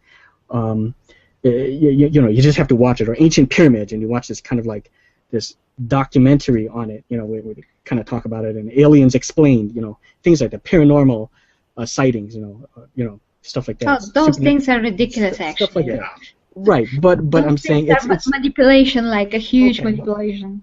Sure, of course, but They're not the truth, like but at what all. I'm trying to say is it's compelling like that in that sense. It's interesting to watch. Like I said, for me, it's something I have to actually see it. I have I've been alive for a long time, and For myself, Sammy, nothing. I'm gonna say that I've truly never really ever physically seen anything to confirm that what I felt is real. It's a sense, really. It's a sense of feeling either filled up by spiritual energy or emotional energy and being touched by something otherworldly. Yeah, I get actually your both both your positions, but Sam, you have to have in mind that whether you experience something or not, it all depends on you. And when you have such a materialistic view on things, have to see it to believe it, you're basically not worthy of seeing anything. So because you're not at all, accepting that something else could be there, and then only if you can see it through your material senses, you can know that it's there. That's not objective at all. I mean, that is not how things work. So if you ever get to that state of, if you ever get, to that position that you're going to be able and you're going to be supposed to see something, you will. But for now, I mean, you will definitely not see anything. So whatever we say is not going to help you. I mean, it's going to at least open a little tiny something in your mind, because every person in the world actually knows deep down that all those things are true, because you've been there, you felt it, somewhere, and sometimes when you are, in the upper fields. But because your level of development is such as it is, you're only going to experience what you're have the senses for, and you don't have those senses yet, and you don't have the Okay, fair enough. understanding of that. You do have to have the awareness of those things to actually experience them, at least the awareness that they exist. And I'd say on some point that Sammy is enlightened in some regard, because he does, like he says, he does want to believe, and that's the first step. yeah. Obviously, that's the first step. Yeah, of course. Also, but belief is not the correct word even. Like I said to Sammy, because it when you know so many things, it's not it's not a matter of belief don't take anymore. it too literal when I say I want to believe. It's more of like because I still, just like how that how you say that these things are true. I really don't think. But again, I don't want to get into that. It's it goes back to what Ottoman said, and sorry for quoting the movies, but they say it best. I know nothing of God or the devil. I've never seen a vision, nor learned a secret that would damn or save my soul. Okay, Sammy, those movies are really break your brain. I met a priest when I worked at my Tao Cha, the restaurant, an ex-priest, and he truly was a priest, because he saw that the Jehovah's Witness came by, dropped off their stuff, and goes, "Oh, I see, they got to you too." And I said, "Yeah, he just came off and dropped the stuff off." And then he started talking to me, saying, I used to believe that kind of stuff. I used to be a priest. I go, "What happened?" Well, you get a little older, you get a little wiser, and you start to realize that these things are just, it's just not true. And I asked him, "What do you think happens when you die?" I just think that you're done. When you're dead, you're done. You're just like, no different from this table or this chair. Just like how the chair table is, it's called a loss of faith. That's it. Actually, that is also super not objective, because, like I said, priests are not representative of anything that is true, actually. So he's led to believe like a ton of lies to begin with. And when he's not a priest, he's like, yeah, I have no reason to continue to do this, because I have seen nothing to confirm that what I know, but what he knows are half lies and half misunderstood and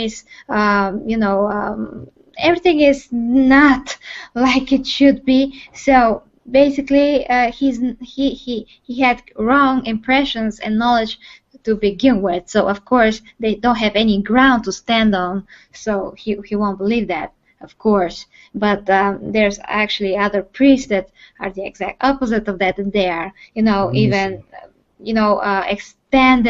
extended their knowledge of everything, because they also saw that there's a lot of information missing from the original teachings that they get when they become priests, like a ton of other things that they realize that they not know and that are not explained.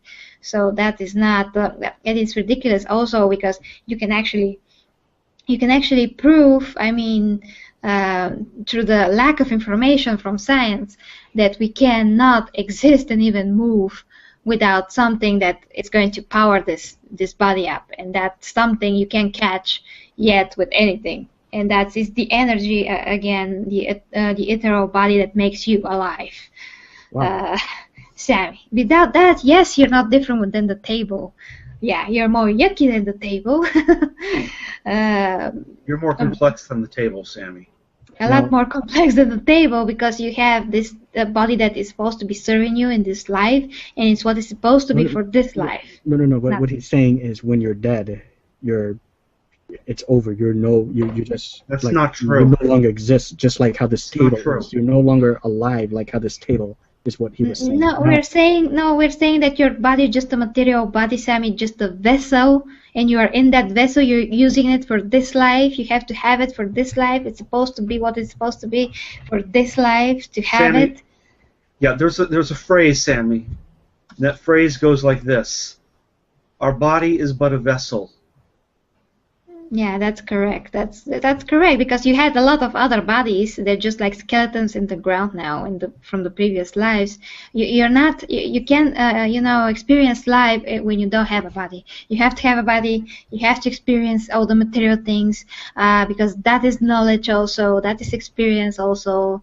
That is going to bring you something that you can never achieve and have through other means, only in spirit. So also, like there's other spirits actually that are not human, poltergeists and such that were never human actually. Poltergeist is definition of poltergeist actually is a spirit that was never human. It's from other places. Now you're getting this information from what you researched, not the Poltergeist film. Is that correct? Yes. Nothing from the stupid movies, Sammy. Okay. So forget about the movies. This one is not clear. It sounds very similar. Okay. It sounds very similar because they're all based on the real thing, but they choose what to show you in the movies. Okay. I'm just telling you how it is. Yeah, what it's really a poltergeist. But I mean that a poltergeist, they never had a physical body like ours. They come from different level of existence and different, they're just different. They have nothing to do with us. Well, we are the only ones that have physical bodies because the way that our life is constructed, the only ways that we can learn the lessons that we are supposed to learn and to have the experience that we are supposed to be having is to have the physical life. And then go again to the spirit, bring that there, make it richer, and then take everything that we earned and that everything that we have to clean up and transfer that to the next body and so on and so forth. But I mean that the other spirits, you can call them, they're interested in our lives, and that is why they come to Earth and bug us. But they're very strong. They don't have bodies, but they can, concentrate an energy on a particular object, lift it up, throw it in, and all that. But that is also something that cannot happen to everybody. Some people just have very much like negative energy, and that makes them very vulnerable. And to those people, I mean, these things can happen. To have a poltergeist and all that, if you have too much negative energy, and you fear, and fear is very bad. It just makes you open to everything if you have fear of things. Now let me ask you this: you believe, obviously, you mentioned earlier the spirits when they die either go up or down. So you believe in hell, basically. No, I've never said that, Sammy. Okay, I don't know where you came up with that. Never said that was up and down. Well, what did you say? You said something up, or what was the other thing? Forgive me. No, Sammy. I never said anything like that. You misunderstood, Sammy. At the beginning of this, it said something about with the spirit. What happens to it? No, I just said the difference between poltergeist and a regular spirit. No, earlier at the beginning of this, and you can watch it back. You mentioned something about the spirit. You said something about there's up. When it leaves the body, it goes up, and not necessarily up being up Literal. into another divine realm that is only one divine realm, but up being through the layers of our solar system. Okay, so you do not believe in demons or anything like that. The layers that exist between those layers of our solar system, because the material world is but one reflection of the greater whole. Absolutely, but what Sam's asking is there like a hell and demons and all that? Actually, Sammy, there's not a hell in that sense from what is the fairy tales. Every bad person is going to go the same place that we are going to go, but they're just going to slip through all of it, and they're going to experience everything that they're done to the people that they're hurt through life, and we're going to experience the same thing. I mean, if you hurt somebody or did something good to somebody, you're going to experience all that, but 10 times in the higher level. You're going to experience from the other person's perspective. If you go now and punch your brother, for instance, when you die, you're going to experience your brother, how your brother felt being punched by you, all the emotions that he felt, all the physical pain that he felt. You're going to feel everything. So that is the first. That is not like a punishment, but it's just the consequences of your actions, and that way you can achieve a certain level of understanding what you actually did to the other person. And when you kill somebody, you're going to feel the other person's pain, how you kill them, their fear. So if but demons, Sammy, and the bad spirits and the bad side of things, because we have God and the hierarchies, and we have also, we have demons, and we have all those bad things, but they are not down literally or up literally. It's more like sideways. Okay, so you do believe that, you know, if someone is bad, a killer, whatever, abuses children or whatever, there's a bad place they go to. No, again, no. Okay, they're going to explain. Again, they're going to go the same place that we are going to go, but they are going to experience everything that they are done to the people that they're killed or hurt, like we are going to experience the same thing. Okay. That's not hell. And how long it's does going to that feel last? like hell, And but it's not. And how long does that? Well, what else is hell? It's not that, but how long does that last? Well, that period, like I said, this is the period between, there's the purification period, it's called, between the earth and the moon, and it could last 1/3 of the person's life. 1/3. You just have to calculate, you know, how many years that guy or girl lived, and 1/3 of that equals how much time they're going to spend purifying themselves and before they go up. But in the next life, because there's no hell, in the next life, you know, they're going to experience the same thing that they did to the persons that they hurt, or it's also actually depending on whether or not they are going to regret it or not, because there are some spirits that are still stubborn even in death, and they are not willing to see, even that they feel the pain of how they caused it, they're still stubborn. If you're not willing to learn your lesson, you're going to go back, and somebody's going to stab you in the stomach or something else, right when you're least expecting it. I mean, the karma and, you know, the cause and effect law in the space is going to return to you the best way possible for you to finally learn your lesson and clear that out. So it's for your own good. But I mean, it's no places that bad people go to fry in a big vat of fire. There's no such things. Yeah, that's silly. But this is just a metaphor, actually, of what you're going to experience as feelings, as emotions, when you experience what you did to other people. So for this bad person, okay, he keeps look at it this way, Sammy, hold on. You've seen the show Dead Like Me, right? I have not. Oh, God, you need to watch that, because you'll understand more appropriately what we're trying to say. Because in that show, there is no heaven and there is no hell. There is an afterlife, but we make it with our living actions. Yeah, that's another material look on things, but it at least a little bit, you know, explains a little bit. I'll tell you what I'm trying to tell you. What I'm trying to get at is the whole process of what goes through this person that you said they go through. They feel again, you know, the bad things they've done. What you said, like someone's a killer and an abuser, whatever. Then they feel it goes back. Yeah, but they will experience that in return. And through their victims. What happens? What That. happens next? What's the end result for them? Where does all this lead ultimately? Well, this leads Sammy walk to through the whole process here with me. Okay, so I have to go to bed because it's almost 3 a.m. Sure. But they go through the same process that the good people go through. Yeah, absolutely the same process. But because they're so obviously they're low level because they're doing such a bad things, you know, they're going to not experience the higher levels that are after the moon. They're basically probably going to sleep after the second or the third one, or even because there are 9 actually fields.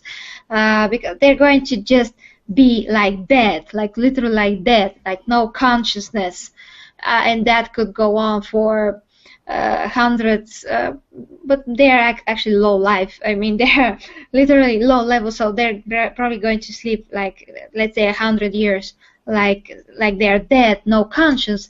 Then go back to the sun, where is the center of you can say center of the higher beings, and this is the fabric of where your next life is going to be laid out for you, so you can see how things are going to go, and you see two options, two or three options, and they just tell you like straight out, look, you did this, you killed this person, now you have the option to go through this option, this life where you're going to be killed, or your child is going to be killed, or something else is going to happen to you. Of course, that child, like I said, is also going to have some karma to clear out. And you have to choose, either is this or is this life, but something else is going to happen to you, and you're going to be taken very young, or something else that is connected to exactly what you did. So that person starts to, so everything is now decided, the parents are decided, relatives, everything, your abilities in the next life, whatever you earned from the previous life is going to be now attached to you as a baggage, as your personal treasure. And the rest of the bad things are going to also be attached to you. So that's going to, you're going to make your return to Earth, and when the time comes to get, born again, you're going to get born in that particular family, particular country, because you're not going to be born in the same country probably. If you're now in America, next time you're going to be in Zimbabwe or something. I mean, depending on your life that you're chosen and you're supposed to be experiencing, so you can clear that out. So just this person is born like every other kid, goes through life, experience the bad things that are supposed to be happening to them. They die again, they clear that. Hopefully they are clearing this out if they don't do something else bad, because then it's like a circle, and again you start to clear that out. Because I was going to say, you told me that story just a little earlier, that you found out that the parents was, in the past life they were abusive to their kids. What's up with that? Yeah. What's up with what? I mean, they did that. It's their fault. So now. So they have to suffer. So right. So you're saying so that soul came back to be able to abuse again? No, to be abused. To be because abused.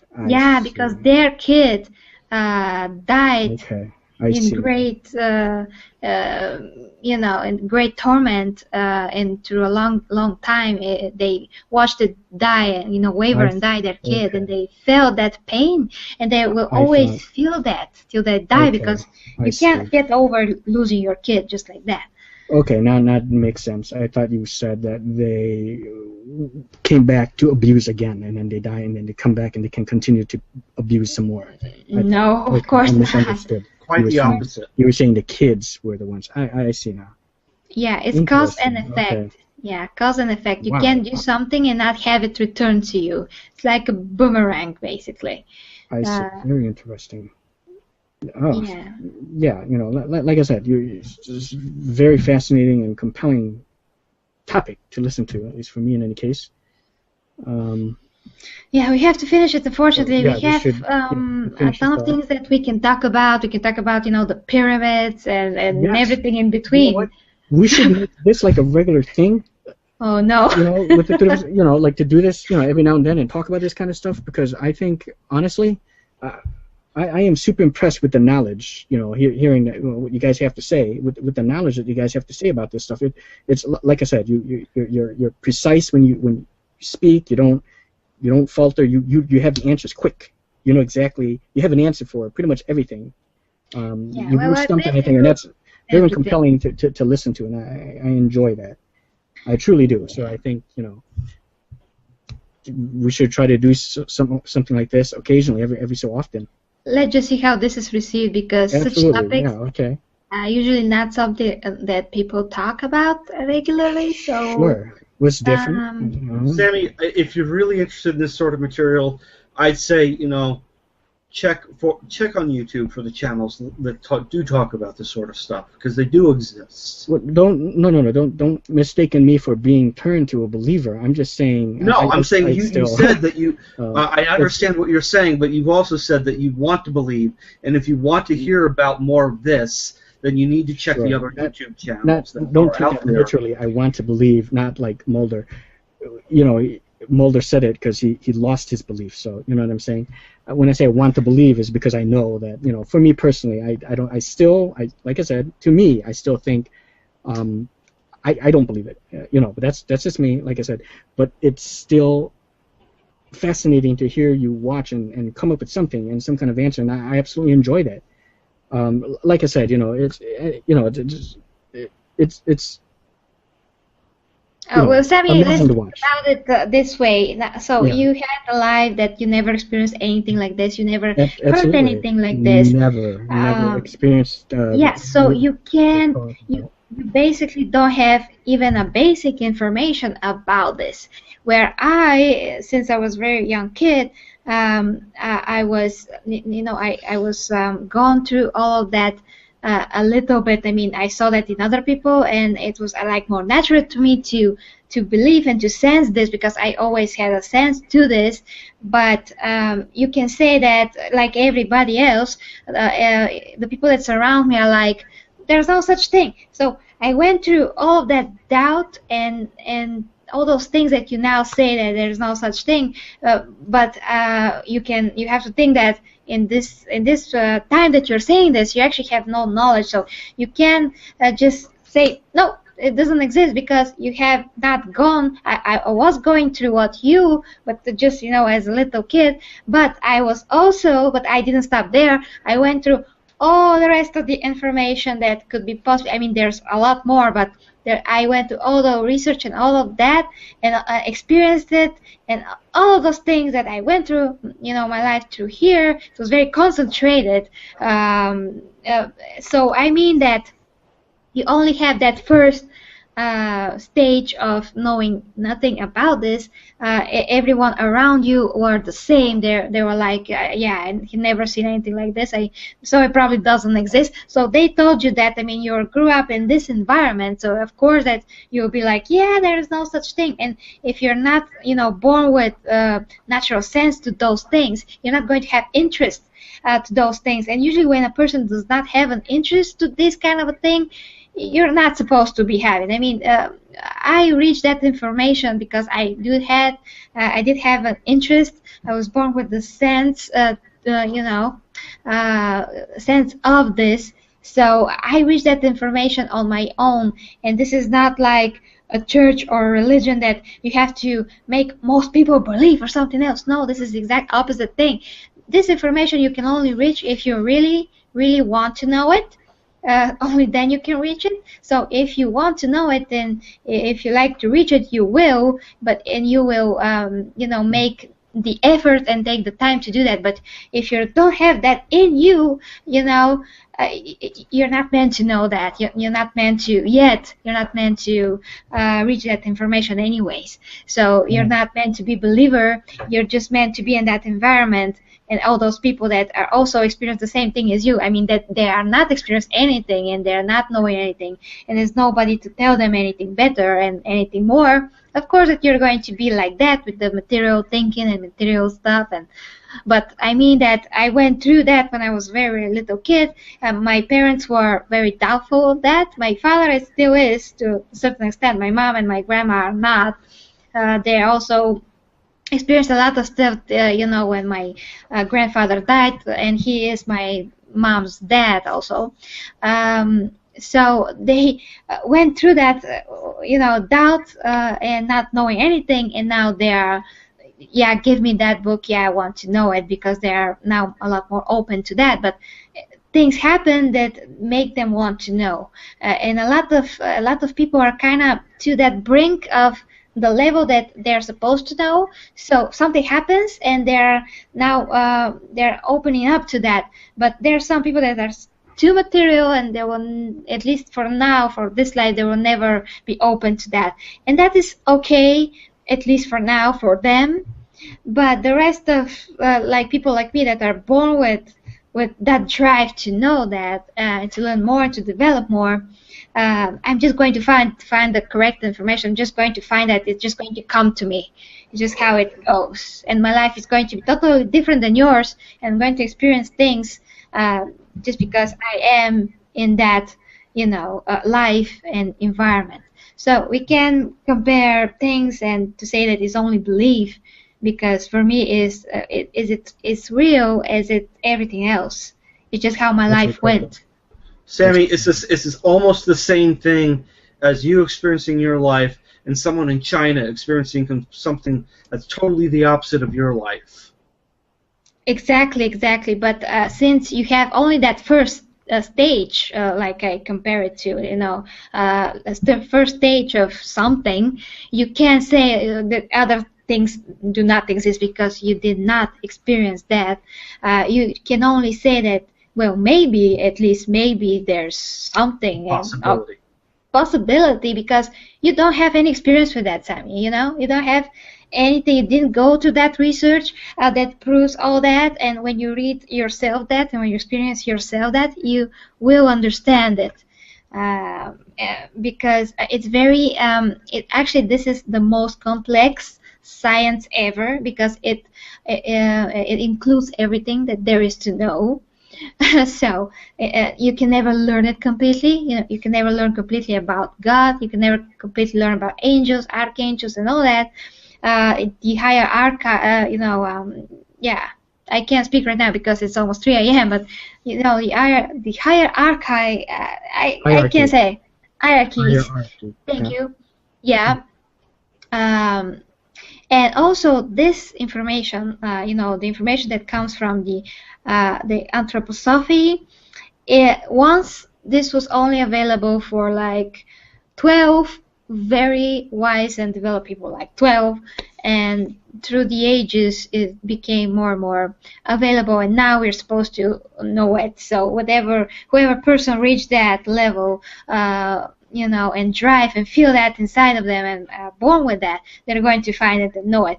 But once upon a time, this very, very higher knowledge about everything in the universe, how everything is created and God and all that, was always only accessible to some people that could actually process it and assimilate it, because it's really very complicated, and everything that I'm saying here now is actually extremely broken down so it can be explained, because it's actually a lot more complicated than I'm saying it is.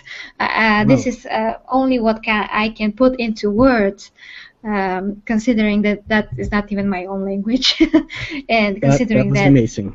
yeah, Truly. the information, And it's a lot more complicated.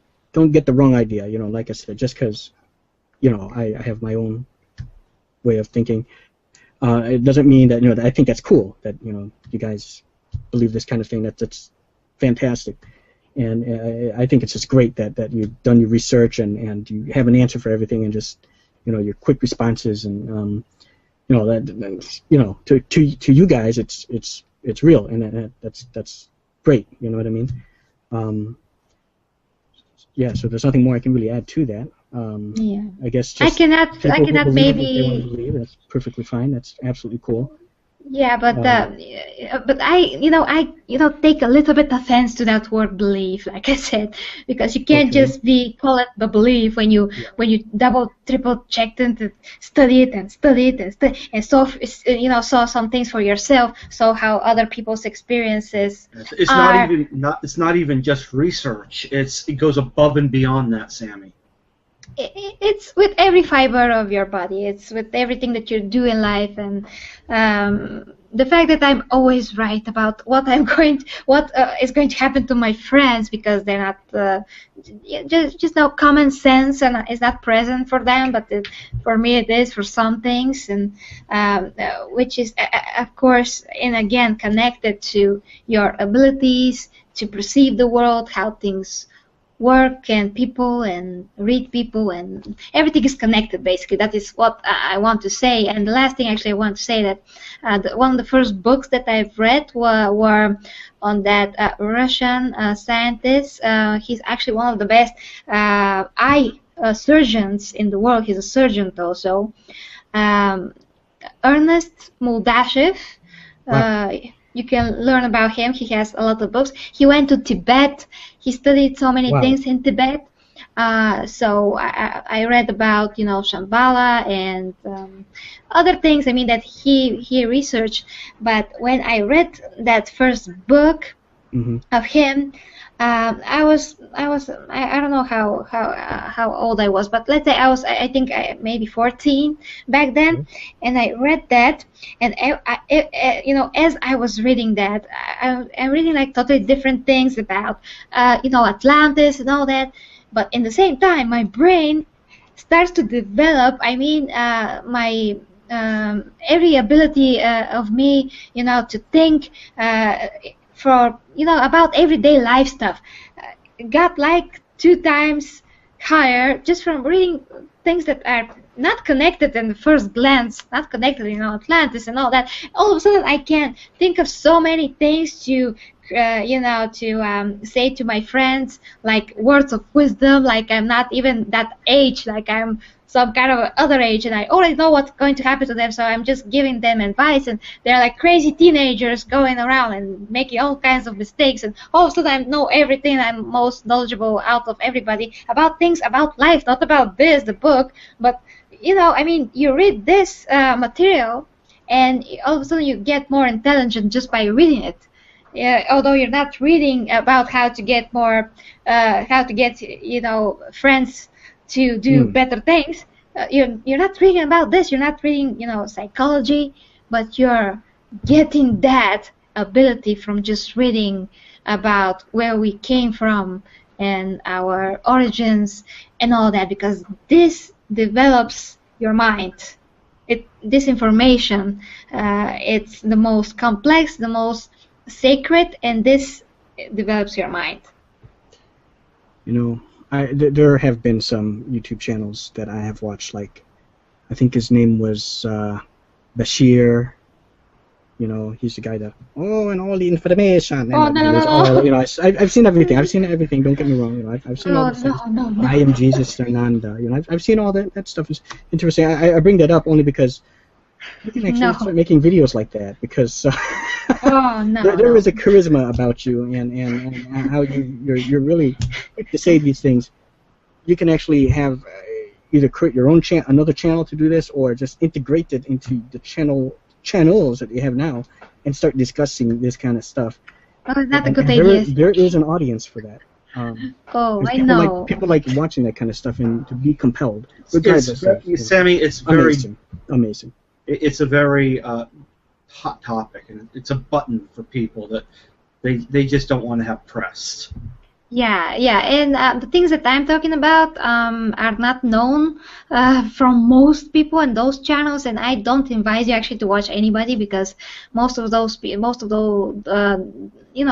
those people are affected by tons of other things, like mostly religion and misinformation, because there are like a ton of information about aliens and stuff and ancient aliens, and this is going to change your perception completely. I mean, it's going to mess up your mind. You're going to get confused.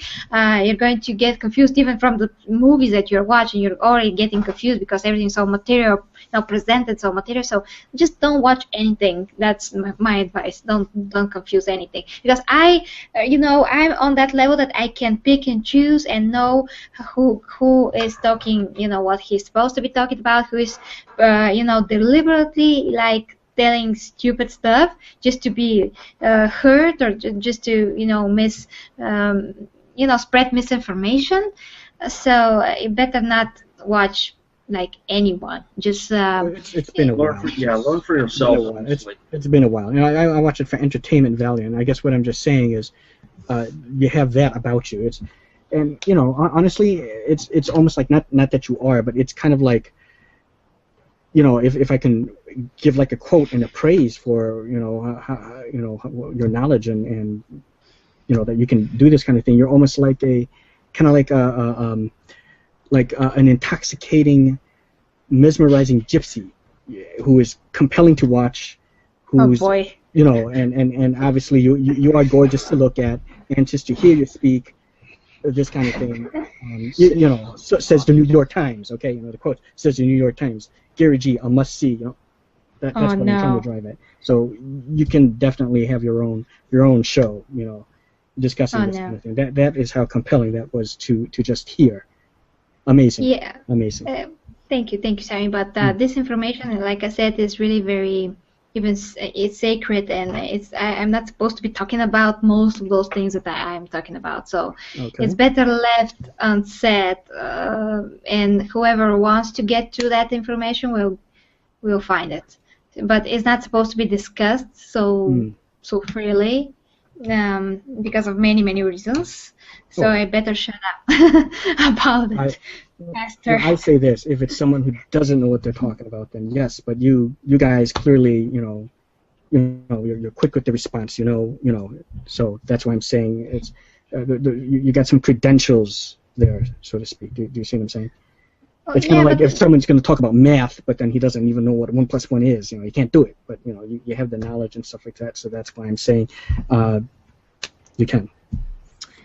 yeah, thank you, Sam. But Mm. there's all kinds of people, and it's just not good thing to be shown to the world yet. Mm. And a lot of people are going to be, I'm sure, extremely insulting, and they're going to say all kinds of stupid things, questions. Is no use. I mean, the most of the population is not half to that level that they can understand anything. So unfortunately, I mean that particular thing, because we got into very deep stuff. So it's Amazing. not something that you can talk about every day. It's just not good for so many reasons. Not supposed to be out there so freely yet. As I said, if you respect the information, and you have to find it for yourself, and not to be given on a silver platter also, and for the people to try to tear it apart, and it just demeaning to the whole topic, and to the sacred nature of this. So I definitely, for now at least, let's see how this video goes, but I don't Sure. think Yeah. Of course. it's not something that we can talk about like the movies thing. This is very serious. I take it Sure. as the most serious, actually. And like you Something said, that maybe we we can should start discuss. to kind of wrap it up and kind of give our closing comments, I guess, right? Unless there's Yeah, more it's you guys have. 3 a.m., guys. I Yeah, can't take okay. it anymore. Sure. Okay. So Angel? we close this out. Well, thanks for tuning in. Angel Tarragon signing off, and I'll see you in the next video. Okay. And yep. Thank you guys for including me. Yeah, thank Okay. you, Sammy. And Thank you, Angel. And just, be more open-minded. And even if you're not, I'm not telling you to believe in anything. Just say it sure, of right course. there. Just do not believe in anything if you like. This is your choice, and it's going to depend on your level of mind, and so it just all depends on you, and no one can tell you what to believe in. Just me and Angel, we're just said what we feel with all of our senses, and of our being, and everything that we learned. So this is our experience, and I'm not here to convince anybody of anything. You can argue, you can say whatever you like, but until you read everything that I read, and until you experience everything that I experienced, then you can come and talk to me. But until then, sorry, but this is not something that we can just crap on like it's nothing. So just leave it at that. If you don't believe, just leave it at that, and when the time comes, the time will come. Okay, guys, thank you, and till next time.